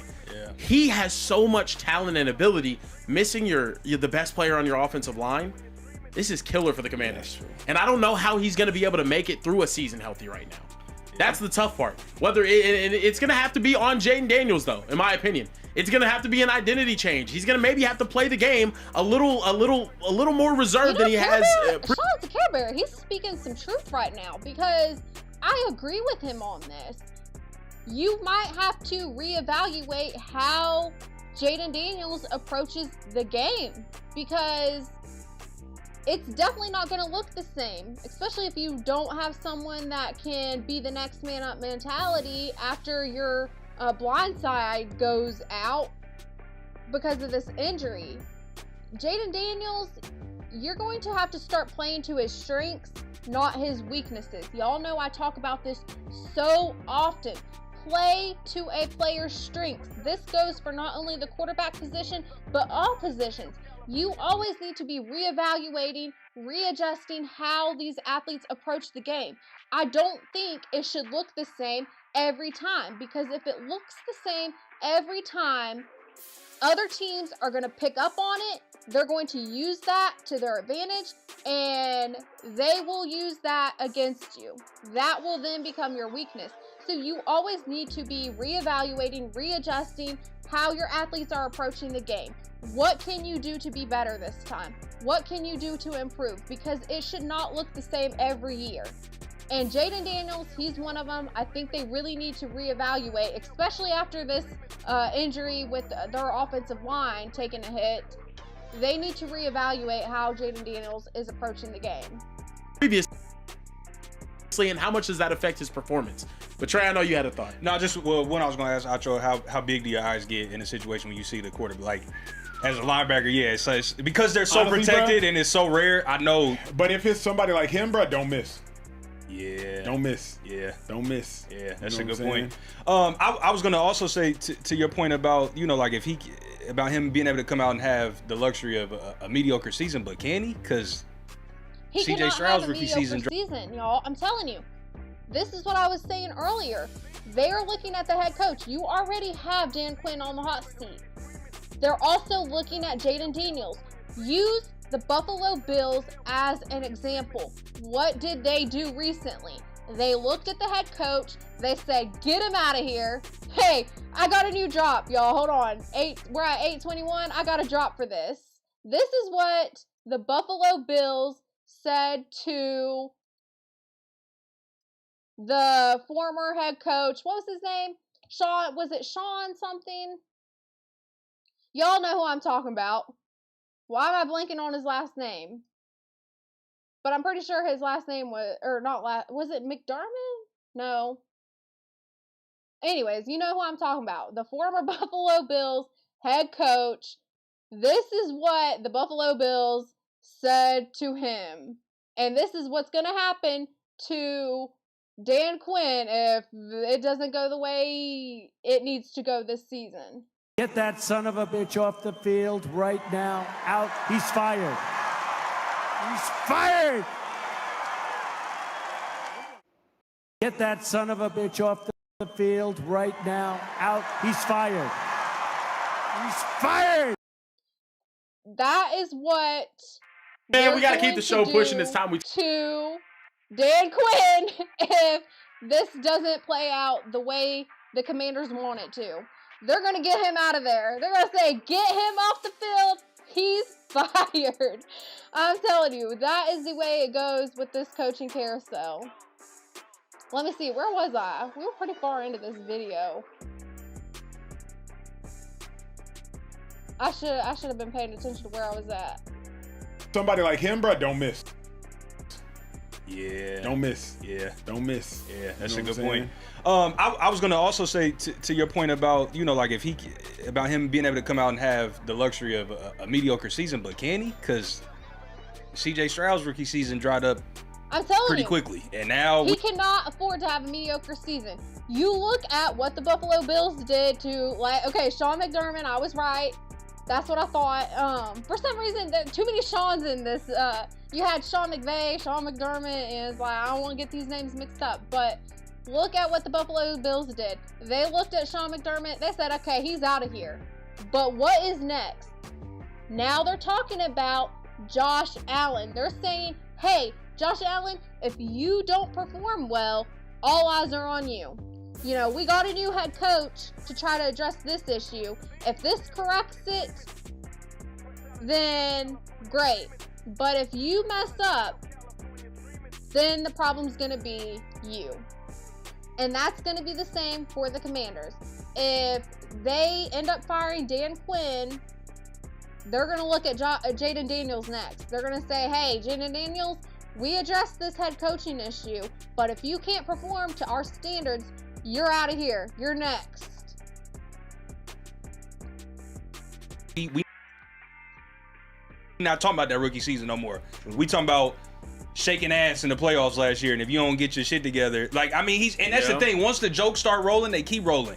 The man was minding his business, walking into training camp, and because he had on a less than fresh fit, it blew up and went viral about, he looks like he's about to come out and be Magic City Stroud again. So I don't really know that Jaden Daniels has the luxury of giving us a mediocre season. He definitely can't afford to get hurt, but I don't think he can afford to give us a mediocre season. I think because of what he's shown he can do, rookie years are rookie years, right? Sure. Yeah. You saw what RG3 did. You saw what CJ Stroud did in his rookie year. I really hate the hate. I really hate the hate, but I hate on CJ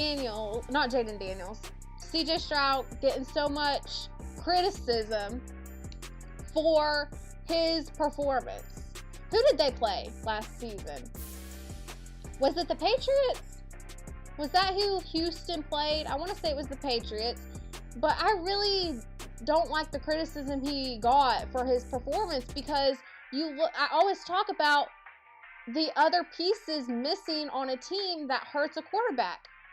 That run game was atrocious. And when you don't have a run game, that hurts the quarterback.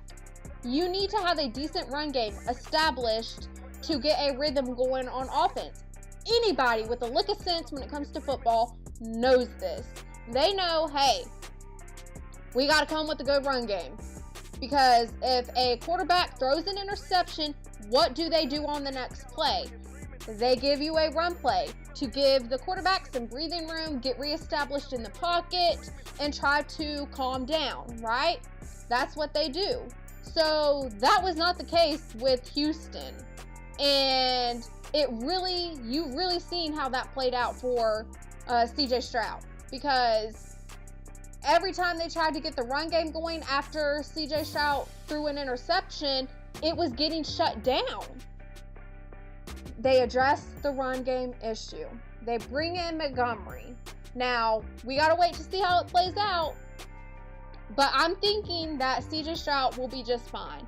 I don't want to throw him out the door just yet, okay? I'm giving CJ Stroud some grace. Commander in the NFC Championship game as a rookie, different. Yeah. Playing the quarterback position, is there a single quarterback you guys have seen in the Commanders or Washington Redskins jersey play better than what you saw to Jaden Daniels? No, my entire life, never seen it. Never seen it. So that to me means something, and I think he's okay. But I do agree, there's going to be questions that have to be had if you can't make it through another season healthy right now, because it's going to start looking a little more RG3-ish. And I know the Lions, you have. Do they still have? I believe they still have Schultz as tight end. They got some pieces on offense. I feel like the Texans really addressed some issues. I think they will continue to do great things. Obviously, I like the coaching there, but the defense, that defense is my favorite in the NFL. Will Anderson Jr., lights out. Been my favorite since Alabama. I wanted him to get the Heisman. Y'all, early talks, this was early talks. This is, what I was on ESPN for. I was at one point in time, but talking about Will Anderson Jr. and I'm telling you, I wanted him for the Heisman because he was on the track for that. Obviously, some things happened in the season that kind of interrupted that, so you didn't have him getting the Heisman. I can't remember who won it that year. Was it another Alabama player? I'm trying to think if it was the quarterback. Could it have been Bryce Young? I don't know. Anyways, I was wanting it to be Will Anderson Jr. because I'm so tired of seeing these quarterbacks, running backs getting the Heisman. I ain't gonna lie. That's why I was so hyped that Devontae Smith got the Heisman, because that had been since Desmond Howard in like the 90s. Desmond Howard was the last wide receiver to get the Heisman Trophy until Devontae Smith. So I was wanting a defensive player to get it, but that didn't go as planned. But I'm telling you, Will Anderson was still cold. He still got a ton of awards. I think All-American Defensive Player of the Year, some award that they hand out in college. He's been with it since Alabama. One of the best, and I knew he was going to be a talent in the NFL. I was so hyped when the Texans got him because I was like, man, that defense is going to be lights out. You have Stingley. They have Stingley. That secondary, I really like the secondary. I just seen where they paid Henry Toa. Shout out to him. Roll Tide, Alabama player too. That defense, man, that's probably one of my favorite defenses in the league. We'll see how it goes, though. I don't want to jump to conclusions, but that's been one of my favorite defenses. Yeah. I know his mother hates that label thrown on him, but we have to talk about it because of the similarities with you. An unreal talent that comes out there, looks solid, but your body might be falling apart. Man, and the physical build. Have you seen Jaden Daniels' mom? People make jokes about this, but they say, like, what do they call them? MILFs or something like that? They talk, like, I've heard so many guys talk about her as a MILF, and I'm just like, y'all need to chill. Okay, Mike, if you're still in the chat, I need to get that Joe drop. ISO Joe, him saying, hey, y'all need to chill. I need to get that as a drop. Yeah. Not just the similarities as it pertains to running, throwing, blah, blah, blah, blah, blah. Now, like, y'all are both super slender Qs. I don't know, RG was bigger. And RG was bigger than RG bigger than him. Like, Jaden was, like, for real slender. Yeah. You know what I'm saying? I hate the whole, even that, because I've been injured, he's just so much better than RG3. I just hate the even. Yeah. He's cold. He's the best I've ever seen play for that team at the quarterback position. He's nice. Jaden's the coldest I've ever seen play that. All right, here we go. You made it this far. Yeah, y'all gotta chill. You know what I'm talking about. I really need to get that ISO. I'm so glad that you brought that up, Mike. But I need to get that as a drop. I better write this down because I'll forget. Okay, so next, y'all, I have CeeDee Lamb. CeeDee Lamb dropped a YouTube video. You now have these athletes making huge business moves by having their own YouTube channels. So not only are they generating income from being athletes in either college football or the NFL, but you also have them capitalizing on other investments that they have going on, as well as having their own channels. It's like they're generating so much money now. And CeeDee Lamb, he dropped that video, so we're gonna watch that. And this is about what he did this off season. I'm telling you.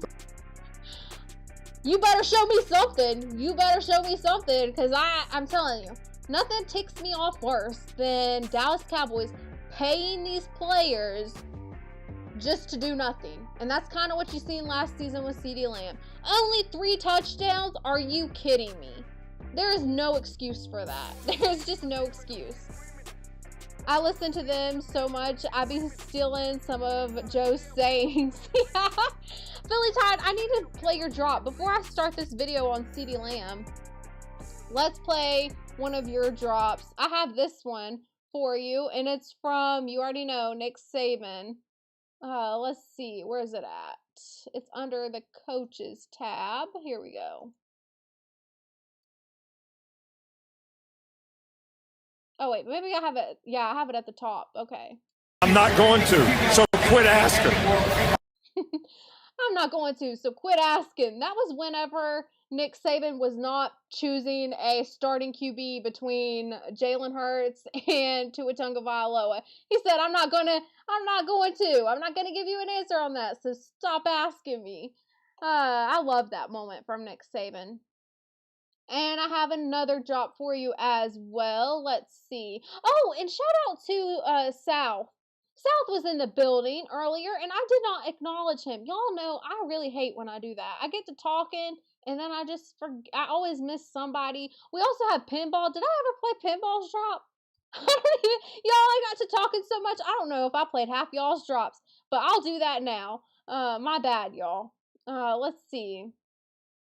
Which one do I want to play for you as well? We'll do, I think I passed it. Here we go.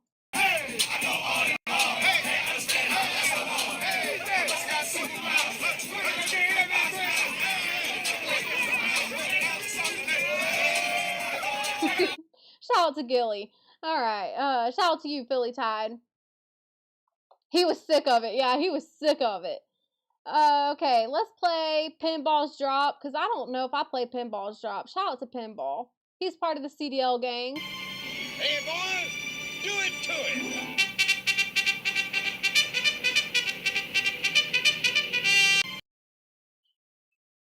Now let's play Pinball's other drop. I need to get Pinball a football drop. I need to message Pinball, actually. I need to be like, hey, Pinball, tell me what sports team drop you want for yourself. Because I need to get another one. Since I have my own separate one for the CDL gang, I want a different one than that truck drop. All right, let's see. Who else did I miss? Did I miss anybody else? I know that, shout out to Next Level Sports Lounge. You know what? Next Level Sports Lounge, I'll play this Tony Romo drop for you.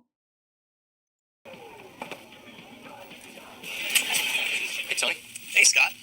Just finished up the show. Guess I'm gonna head on out of here. Cool. Go home and watch some television or something. All right. Enjoy. Shout out to you, Next Level Sports Lounge. All right. Okay, Pooh Man. You said Jaden Daniels' mom looks decent for her age. I wouldn't say Mill. No Stifler's mom. Okay. Oh man. Shout out to you, Pooh Man. Let's see. Let's get into this video now. Where do I start? Damn, you better not get me a copyright. This was my fear. I wanted to play a drop, or not a drop, but a video from Devontae Smith, because Devontae Smith, he's been active on his YouTube channel, and I wanted to play one of his videos, but I ain't gonna lie to you. I was skimming through it to see if I heard any like copyrighted music. Sure enough, one of his workouts, it had copyrighted music. So I was like, I don't know if I want to risk that. So I didn't play Devontae Smith's video because of that reason. If CeeDee Lamb has copyrighted music in this, I'm gonna be so mad. I'm gonna be so mad. What's up, Go Creekery? Let's play your drop since you strolled into the building. Yawning. You must just woke up. Shout out to you, Creekery. I know you'll be live at 5:30. Let's play your drop. Do you know the Muffin Man? The Muffin Man? The Muffin Man. Yes, I know the Muffin Man. Who lives on Drury Lane? Alright, for real, we're gonna play this video now. Feel me? This where we at right now. We at a little no art shit, you know, something regular. Here we go with the music. Here we go.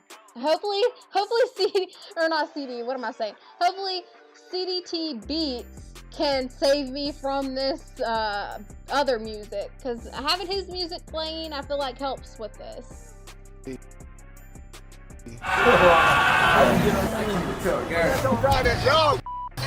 Don't come over here bothering me because we have. I really wish I had Jamar Chase saying, after, you know, the Bengals were taken out of the playoffs, him saying, I'm going to take my AWS to Cancun. I wish I had that as a drop, because apparently that's what CeeDee Lamb was doing. After Dallas Cowboys was out, he took himself on a little trip. Maybe he went to Cancun.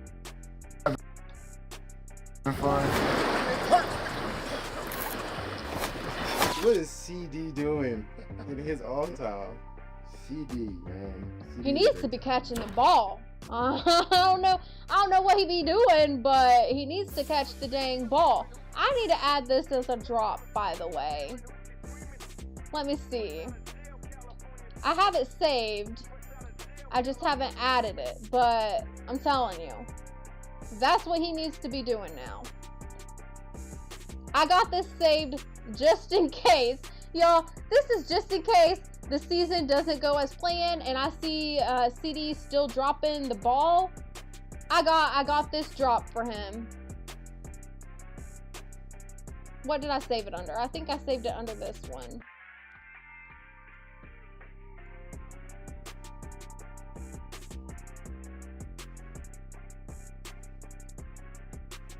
I need to catch the damn ball. Here we go. Let me resize it. This is for you, CeeDee Lamb, because I'm telling you, I need to see you catch the dang ball.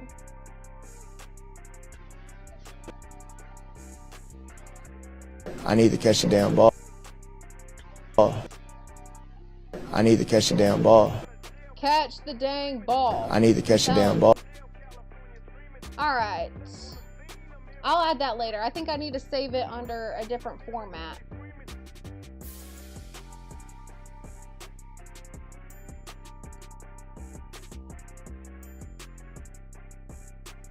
Did I delete the wrong thing?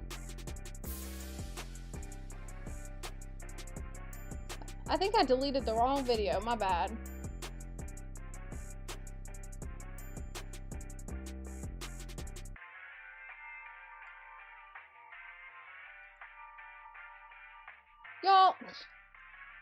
I kid you not. I deleted the video that we were on. Now I gotta, okay. Man, this threw off my groove, y'all. I just threw off my own groove. Trying to, man, CeeDee Lamb, why'd you get me in trouble like that? Why'd you do me like that? Threw off my own groove by deleting that video that I was trying to watch. I don't know how I did that. I dropped the ball on that one. No! You threw off my groove. I'm sorry, but you've thrown off the Emperor's groove. I'm all about accountability, but I want to blame this on CeeDee Lamb, okay? I want to blame this on him. Because if he would catch the dang ball, I wouldn't have had to play that drop. Anyways, let me re-add this video. That won't take no time. Y'all bear with me, okay? It's always something. It's always something. F it, we do it live. I still haven't added that as a drop. I need to make notes. My ADD is coming out, I'm telling you. Front and center, never fails.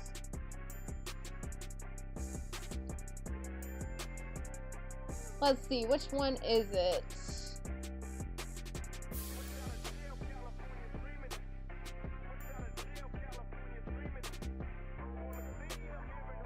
Here we go, I found it.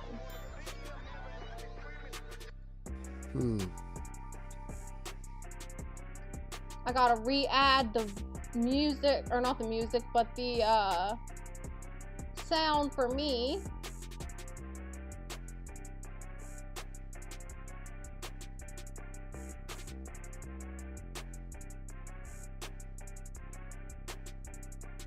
Alright, let's get back to it. Where do I start? You feel me? This where we at right now. We at a little no art shit, you know, something regular. In Tokyo, man, as you can see. Don't come over here bothering me because we having fun. What is CD doing in his own time? He don't catch the dang ball, like I said. And look, he got me into trouble on here. Because it's like, I was trying to delete the drop that I just added. And I accidentally deleted this video. My bad. But I'm going to blame it on CD. CD is a great time. They stole my 56 stick and I need my shit back. Hey! Is he out here golfing? I ain't hating. I'm gonna behave, y'all. I'm gonna behave. Stay right there, man. The offseason was cool, man.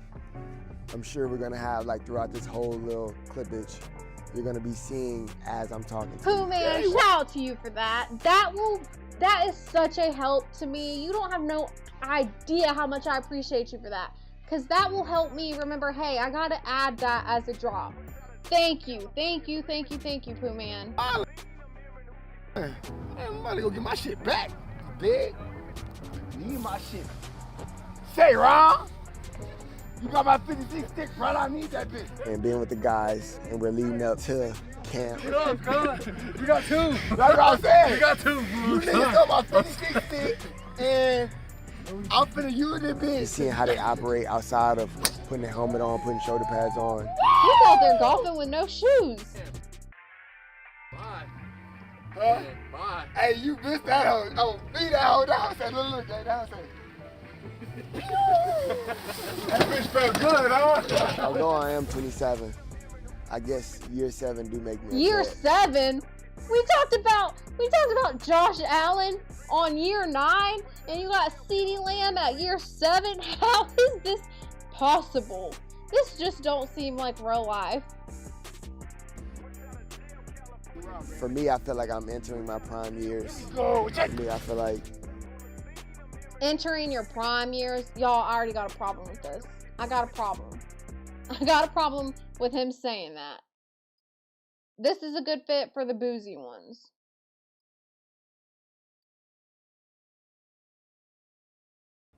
You don't do none of that. You don't do none of that. You don't do none of that. You don't do none of that. Sir, you're not entering your prime years when you are getting outperformed by Pickens, okay? chill. You need to chill. Talking about, I feel like I'm entering my prime years. You gonna have to show me something different, because I'm telling you, the past 2 years, that ain't been it. Maybe this will be your prime year, though. Like, I'm hoping for the best for you, CeeDee Lamb. I really am. I'll let you keep talking, though. Although I am 27, I guess year 7 do make me a vet. For me, I feel like I'm entering my prime years. For me, I feel like everything that I've accomplished don't really count for me. It's all about what I do from this point on. Good, bad, or indifferent. Clean slate. Good, bad, or indifferent. I'm telling you, if it's bad, if it's indifferent, you getting gone. You getting out of there. You better hope it's only good.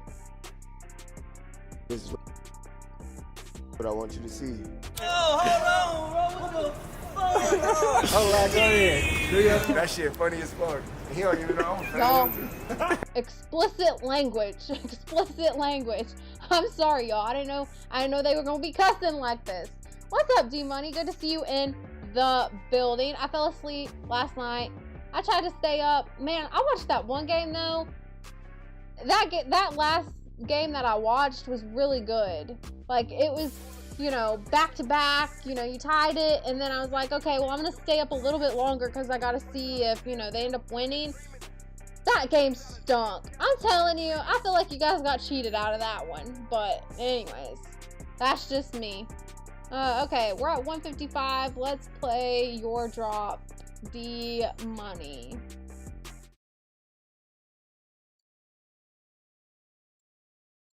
Oh, and can you bring my coleslaw on a separate plate? I hate it when it touches my bread. Well, Scott, on the topic of coleslaw, we're on television. Your name is Mud in these parts. I'm Tell well the people aware. What your deal is with the coleslaw. I don't want it on a sandwich. It's not on the sandwich. When you say don't put it on the sandwich, they go, it comes on the sandwich. And I say, not if you don't put it on the sandwich. And then they look at me like I'm not the one paying for the sandwich. Just don't put it on the sandwich. How hard is this? I'm not being the jerk here. I'm really not. That is D-Money ranting about coleslaw. I'm telling you. Okay.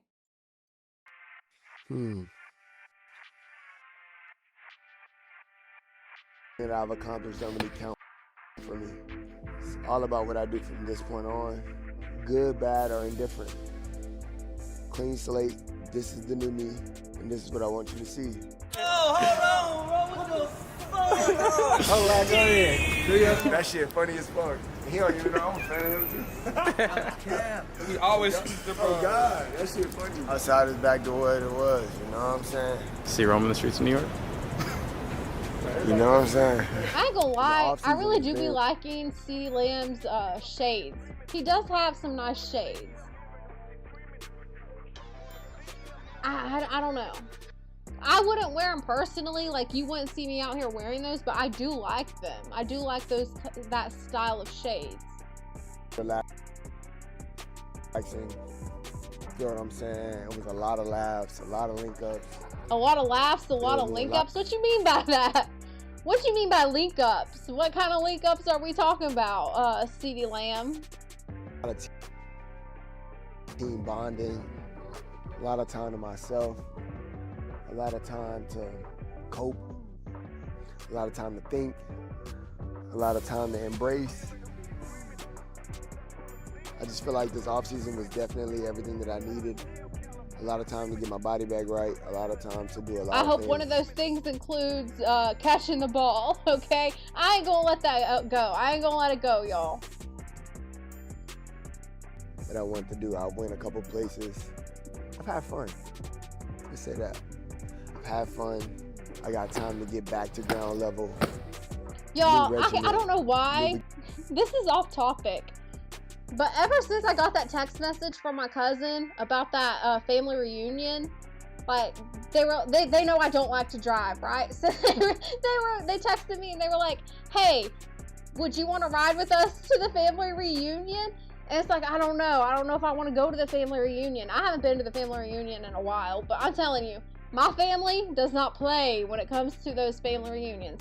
They've got t-shirts, they've got they're getting extreme with it now. They have like their own little yearbook that they're doing now. I'm like, y'all are getting a little too into this for me, okay? But I don't know if this is just like how families do it like in the South, but I'm telling you, my family, they go all out for their family reunions. And it's like, I don't know, do I have the energy for this? And I can't get it off my mind. Ever since I got that text message, I'm just like, do I want to go to the family reunion? Let me slow down my talking. Do I want to go to the family reunion, or do I just want to sit it out? I don't know. Help me decide, y'all. The chat can help me decide. Should I go to my family reunion or not? Let me know. Kind of switched up a lot of my training mechanisms, stepping outside of my comfort zone, if you will. I feel like I got a lot better as a man. I feel like I got a lot better as an athlete. I feel like I got a lot better as a teammate, as a player. Got a lot better as an athlete. I gotta see it to believe it, okay? You gotta show me something. Show me something. Actions speak louder than words.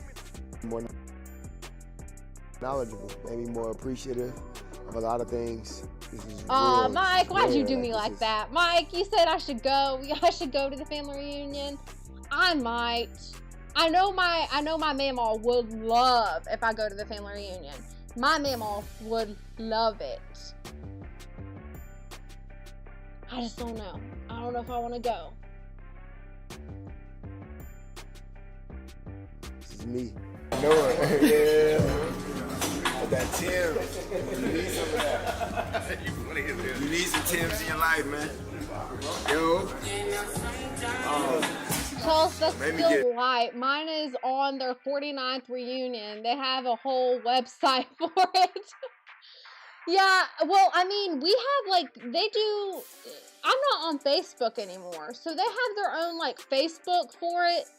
That's another thing. They have their own little social media page for the family reunions, and now they're doing the little yearbooks. They have the t-shirts. They have all this stuff, and I'm just like, please, chill.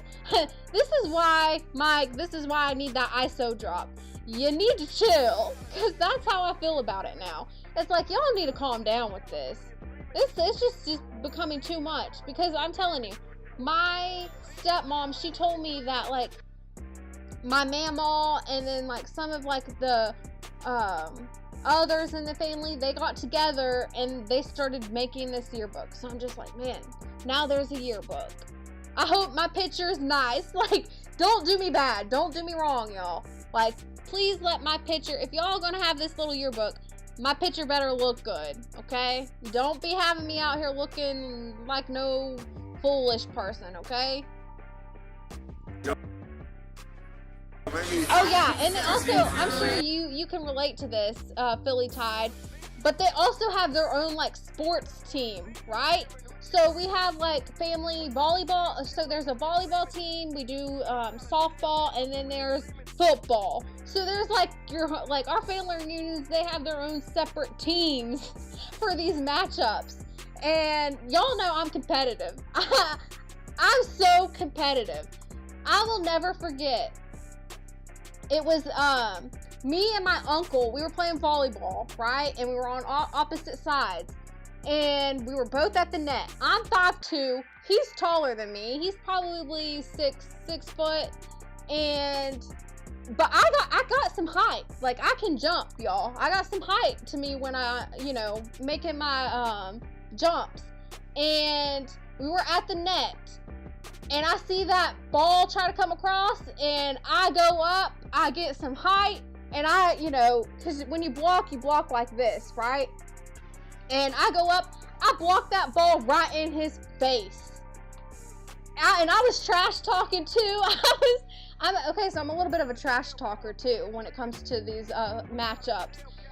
Maybe I should go to the family reunion. Mike, you kind of making me want to go now, because I'm thinking about these the sports teams, like the sporting events that we have, and it's like, I kind of want to get competitive with this. Maybe I should go. You see, she can start flowing. The food start tasting better and shit. Tim just do it for us. Shout out y'all. Hey, shout out to you, D, in the building. Y'all go subscribe to Talk Me Through It podcast. Make sure you subscribe to their channel. Let me know if you subscribe. Trust me, you want to be a part of what they're doing over there. Like, they're doing great things. It's a great show. It's so much fun in the chat. You know, we're talking about being competitive. We get competitive over there in that chat, okay? So make sure y'all go subscribe. They're trying to get 100. I don't know if y'all reached 100 yet or not. Y'all are so close, though. I think the last time I looked, y'all were at like 96. So make sure y'all subscribe to the Talk Me Through It podcast, okay? You welcome. Material is chrome. Yeah. Something to look into. I like something very eye-popping, because obviously, like, my uniform has to be traditional. They're gonna find it if it's not. Yeah. So I need something, like, I'm a lot of people's favorite player. I need something for them to find me. So help me help them find me. Yeah, we have. That's funny that you mentioned the scholarship thing. So we have a scholarship dedicated to one of my great uncles that passed away in Vietnam. So that's funny that you bring up the scholarship thing, because my family, they're like, they got all of that. Thank you, Pooh Man. I knew Pooh Man would not let me down dropping the link.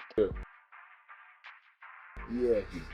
That's why I love in Christmas, bro. I was so happy. I was so Exactly. You know, that's one thing, Philly Tide. We're so off subject talking about this family reunion thing now. But that's one thing that I wish my family would do. I wish they would hold the family reunion at different locations. But historically, like, we've always had it at one of the churches I grew up at. That's where they always have this family reunion. And I'm not gonna lie, it's a really nice church. I love that church. It's, you know, pretty large. They have a great fellowship hall and a great field where we play all these sports. So I'm not mad at the location. I like it. It's just further out for me. Like, now we're talking, since I moved, it's like an hour drive, which my cousins, they ironically moved right next to me. So that's why my cousins are like, hey, would you want to ride with us to the family reunion? Anyways, it's a whole ordeal, y'all. Yes. Shout out to you, Mike. Mike, I'm telling you, you are going to love their channel. It's great content over there, Mike. You will definitely enjoy it. Yeah, something hanging. Pause, bro.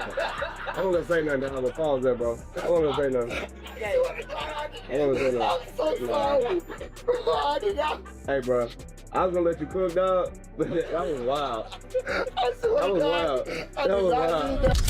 I'm all about having fun. I'm all about enjoying life. I'm all about making memories. I'm all about just getting a band together, you know. We get together. You know, I'm not mad at that. I'm not saying that these athletes have to be serious 24/7, that they always have to be, you know, solely working on football. I'm not saying that. CeeDee Lamb, he deserves to go out, enjoy his hard work, enjoy the money that he's earned, and have, you know, fun with friends and family and relaxing, taking these vacations. That, you know, I'm cool with all that. I don't hate on an athlete doing that. You know, I know I'm making jokes. I'm like, you know, you need to be catching the ball. I know I'm making jokes about it. But when it's all said and done, these athletes spend their whole life dedicated to this game. And when you think about the time they've spent and put into it, no one wants to do better than these athletes. They want to be the best year in and year out. That's obviously not gonna happen. That's just not reality. But that doesn't mean, even in their bad seasons, that they don't deserve to have fun, to enjoy their hard work that they put into the game. That's just my thoughts. Hey, just get together and go to a lounge, laugh, some smoke Cooper. I don't smoke Cooper, but get a couple drinks. I just feel like you never know where anybody's going. You can brighten anybody's day on accident, not even knowing, right? So like, as for me, I just want to be the light for a lot of people. You know what I'm saying? I know I can't do it for everybody, but for the ones that I can't control, I'm gonna do that.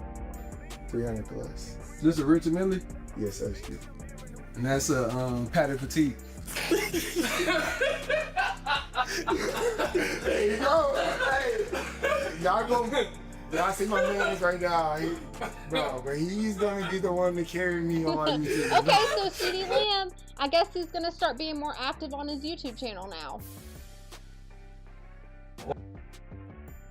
Wow. You have 5 months to yourself,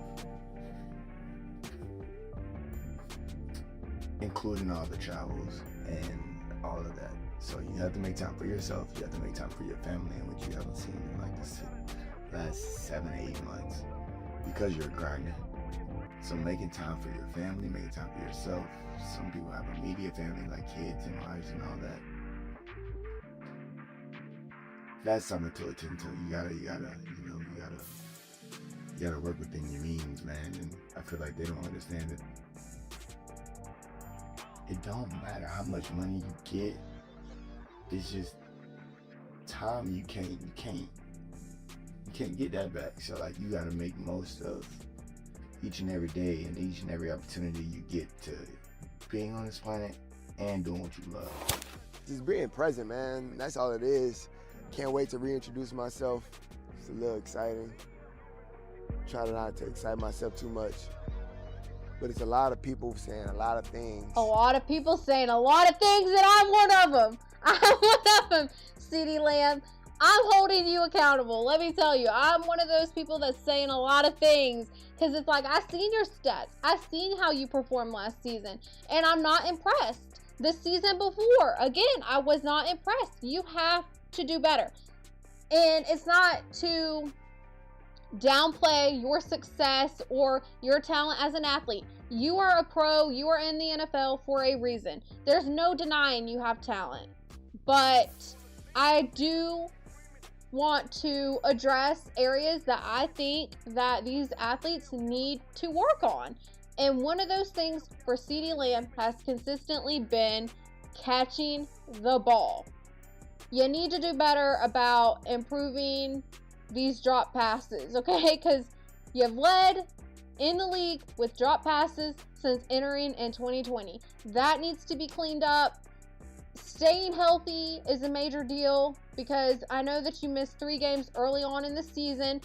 Like I said, I don't use that as an excuse, because he had 14 games to make up for it, to improve his mechanics, improve his stats, and get better, and he didn't do it. He got outperformed by Pickens. So again, it goes back to addressing areas I think he needs to improve on. Because they seem to forget. But I get it. The world is forgetful, and the world loves a reminder, right? So that's true. The world is forgetful, and they do need reminders. Show me what you can do. Remind me how great you are. Your season best was in 2023.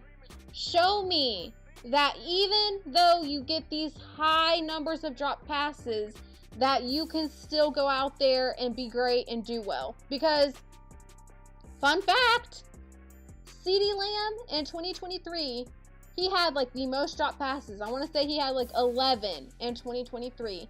But his stats were outstanding. He had so many touchdowns, career high yards, all of that, right? So despite having drop passes, he showed you that he can still do well, perform well. But that just hasn't been the case the past 2 years. And he's regressed since 2023, which was his season best. So I just need to see something different. Show me, remind me, CeeDee Lamb. it's all on what's to date, you know?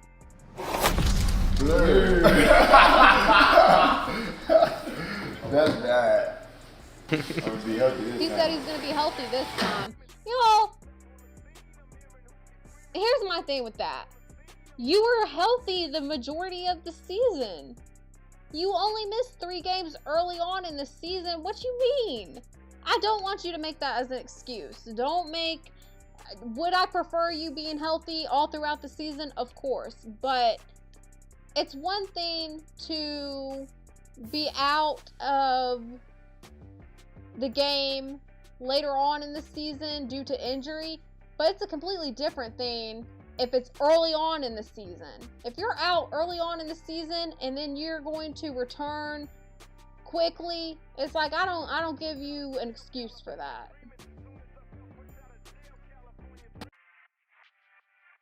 And he's just gonna do what the fuck he do. That's built ass. That's all that is. That's bad, You got Pickens in there. I see you, Pickens.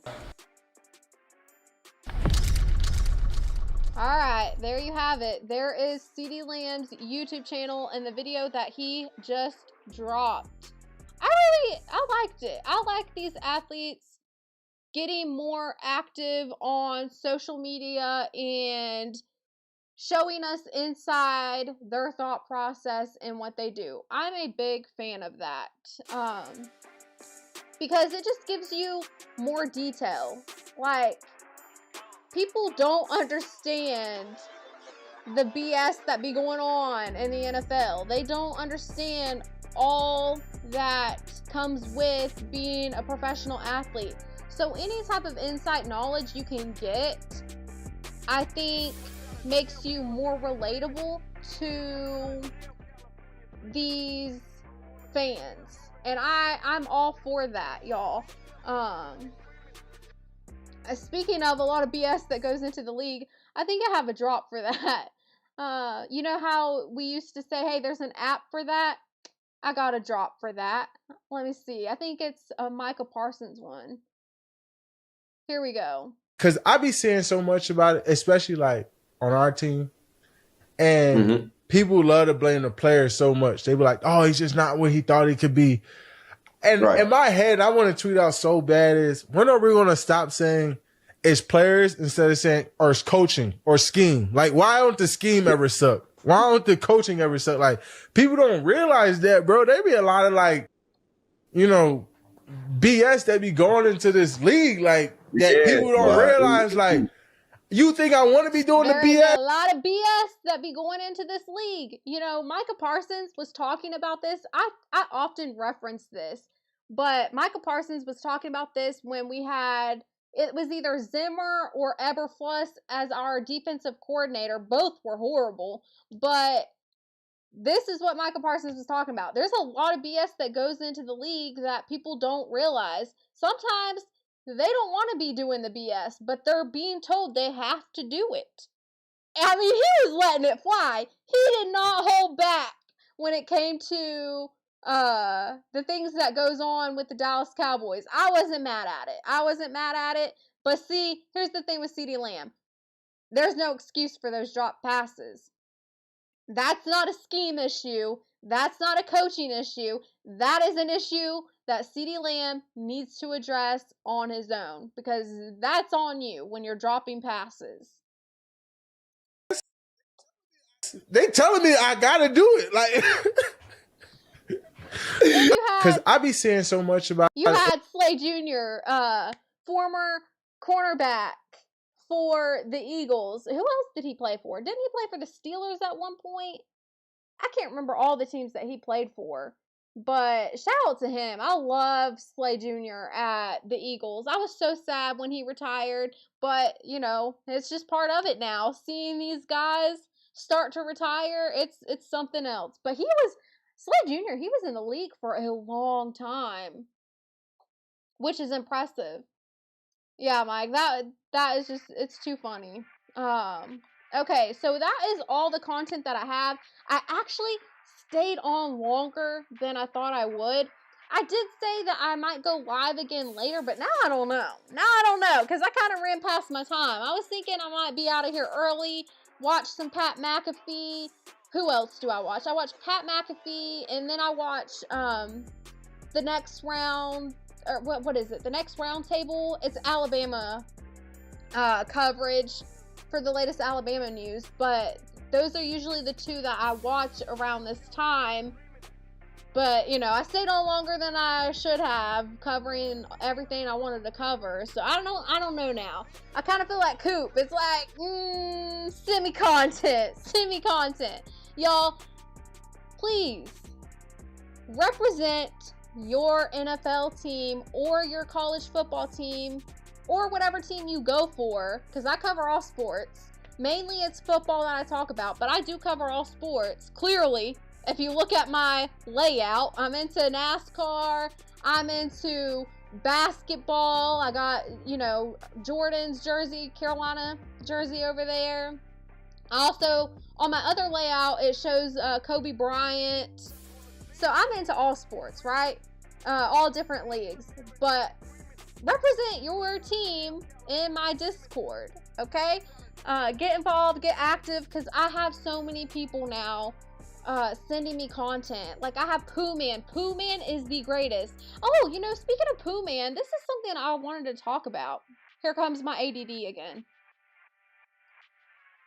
I don't think we got to cover this, but Pooh Man sent me this, and it's the greatest punt returns. I love this. So you have, let me go to my bigger screen here. You have Hester from Chicago Bears. It gives you the scores, y'all. This is another thing that I love. You have Hester with a 108-yard touchdown. That is insane. So he's number one for the punt return. You have Metcalf, 94-yard touchdown, and that was for Dallas versus the Colts. That was impressive. You know what? The one that I want to add for the Dallas Cowboys is Turpin. Turpin, let me see. If you all don't know, Turpin, he is lethal for the Cowboys on returns. But he had one turn for the Dallas Cowboys. And I want to know how many yards that was. Because if it is more, I feel like Turpin should be on this list.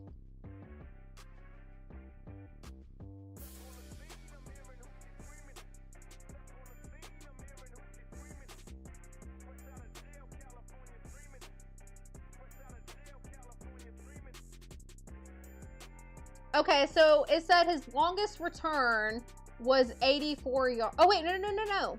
Longest kickoff return was 99 yards.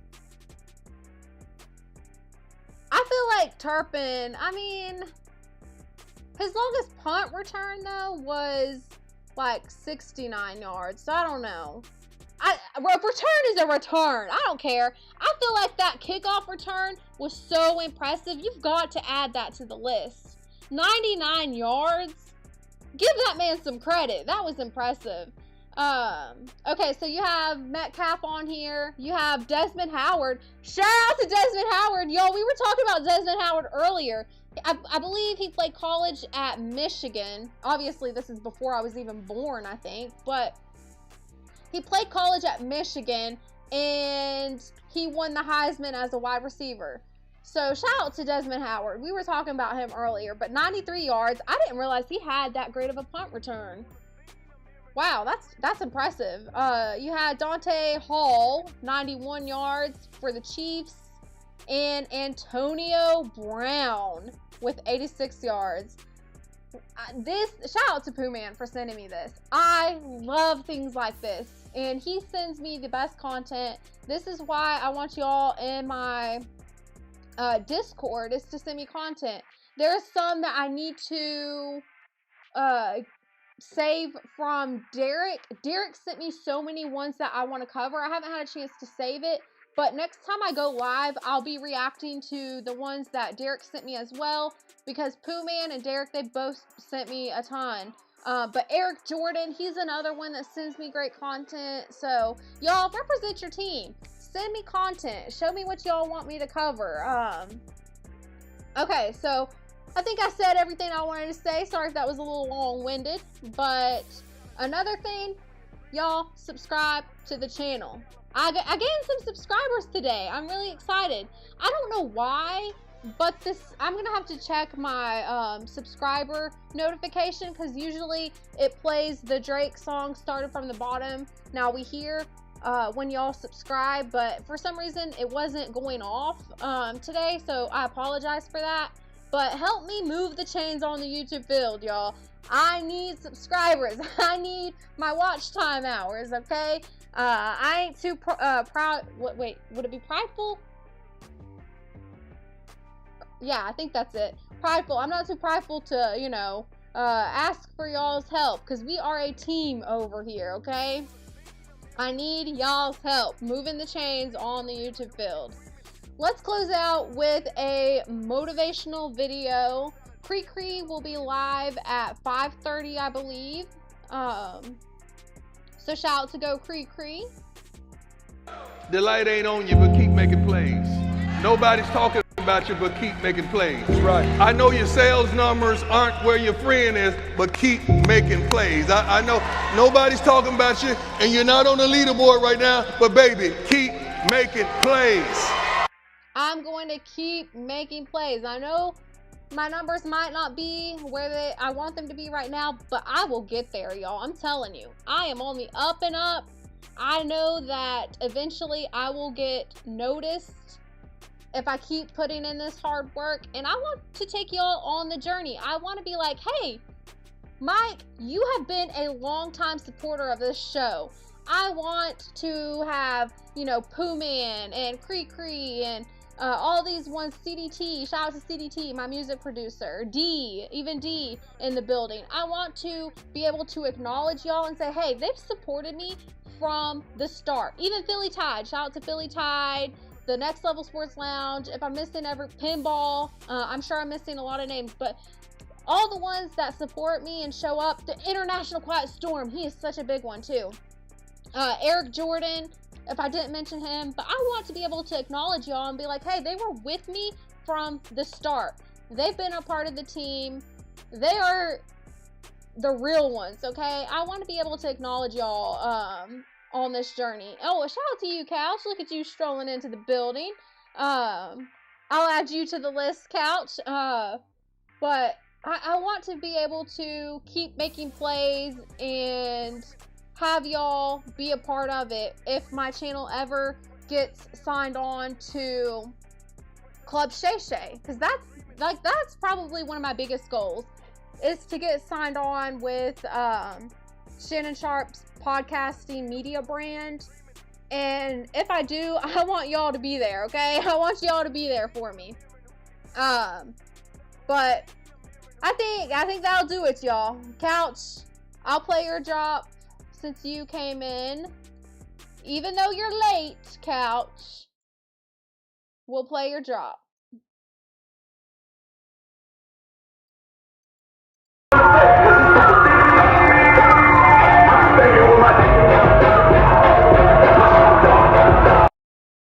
Hey, Couch, I ain't mad at it. You said you were at the gym. Shout out to that. That's what I'm gonna do. I need to work out. Thankfully, you know, I have my own like workout equipment. I have my weights. I have my weight rack. I have my treadmill, my bike, all of that I need to work out. So that's what I need to do. I'm fasting right now, so I'll try to break my fast. I don't know. I might try to break my fast soon. I'm just rambling at this point, y'all. I said I'm gonna close out the show. Here I am, still going on rambling. But I might try to break my fast and then work out. That's what I might do. I might break my fast, might get me some lunch, a late lunch, and then work out. That's what I might do. Is it Ramadan? You know what? Is that like, let me, hold on.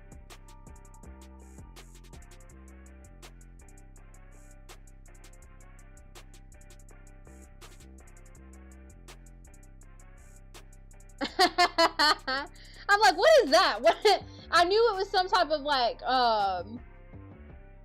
you know, religious practice. I don't personally, you know, do that. I fast for health reasons, for, you know, the health benefits. although, you know, you can look at it as a religious practice. Like, I think, you know, Jesus even fasted. So maybe I could fast for that to focus on Christ. That's usually why they fast for religious practices, to focus on your faith. So, you know, you can fast for those reasons. But for me personally, I fast for the health benefits. Okay, yeah, you're just kidding. I figured you were just joking. But shout out to you, Couch. All right, y'all. I think I've been long-winded. Man, I'm all over the place now. My ADD really kicking in. Because I was like, well, let me play this motivational video. But I already played it. But you know what? We're going to play it again. We're going to play it again. The light ain't on you, but keep making plays. Nobody's talking about you, but keep making plays. Right. I know your sales numbers aren't where your friend is, but keep making plays. I know nobody's talking about you, and you're not on the leaderboard right now, but baby, keep making plays. Y'all, I'm gonna keep making plays. Like I said, trying to get signed on with Club Shay Shay with Shannon Sharp. Y'all, I'm doing everything I can, like being in contact with them. I'm telling you, I'm doing everything I can to try to get signed on with them. You know, I have some things that I need to, some requirements that I need to meet before I get there, but I think I can do it. And like I said, I want to take y'all with the journey, like have us, you know, a team. As I like to say, the Touchdown Tribe team. I want y'all to be a part of that journey so I can acknowledge y'all who have supported me. Yeah, dang right. Dang right. I'm telling you. Prayers for your success, Chelsea. Man, Couch, that means so much to me. That does. Like, I really, truly do need it. Because it's very mentally challenging. Y'all, I'm not gonna lie. I'll be real with y'all. When it's a slow start, like I know that I, you know, kind of threw people off with a different time. Usually y'all see me go live around like 3-ish. And I threw people off by starting early. But it was kind of challenging doing that. Because it's like, are people going to show up for me? Is this going to work? It's definitely mentally challenging. But I have to remind myself of kind of what Deion Sanders said. Hey, the light ain't on me. Even if the light ain't on me, I got to keep making plays, no matter what. Whether I have one person in the chat, like one view, or like 300, it doesn't matter. I need to always keep making plays. And this is something that I learned with podcasting. This was like early on though, so this was like when it was kind of just getting started. So like, you know, part of journalism, broadcasting, and then, you know, we were learning about podcasting as well. But they said you need to go into everything thinking you have like 50,000 people watching you. So whether you have 0 or like 5, pretend as if you have 50,000 people watching you. So I always try to keep that in my mind. I always try to pretend like I have 50,000 people watching me and I need to keep making plays. I need to be my best no matter what.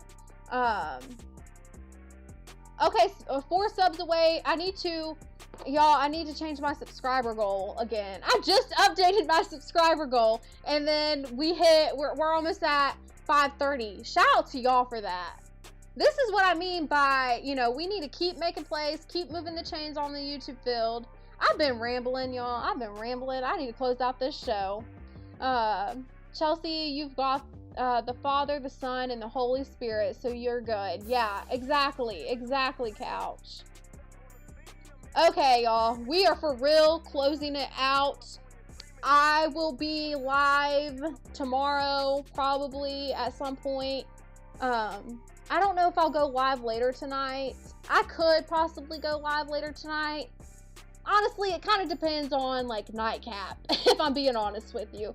Because I love to watch Nightcap. But for sure, I'll be live tomorrow covering everything like that y'all send me in the Discord. I need to save those videos that Pooh Man and Derek sent me. And what else? Just, the regular updates.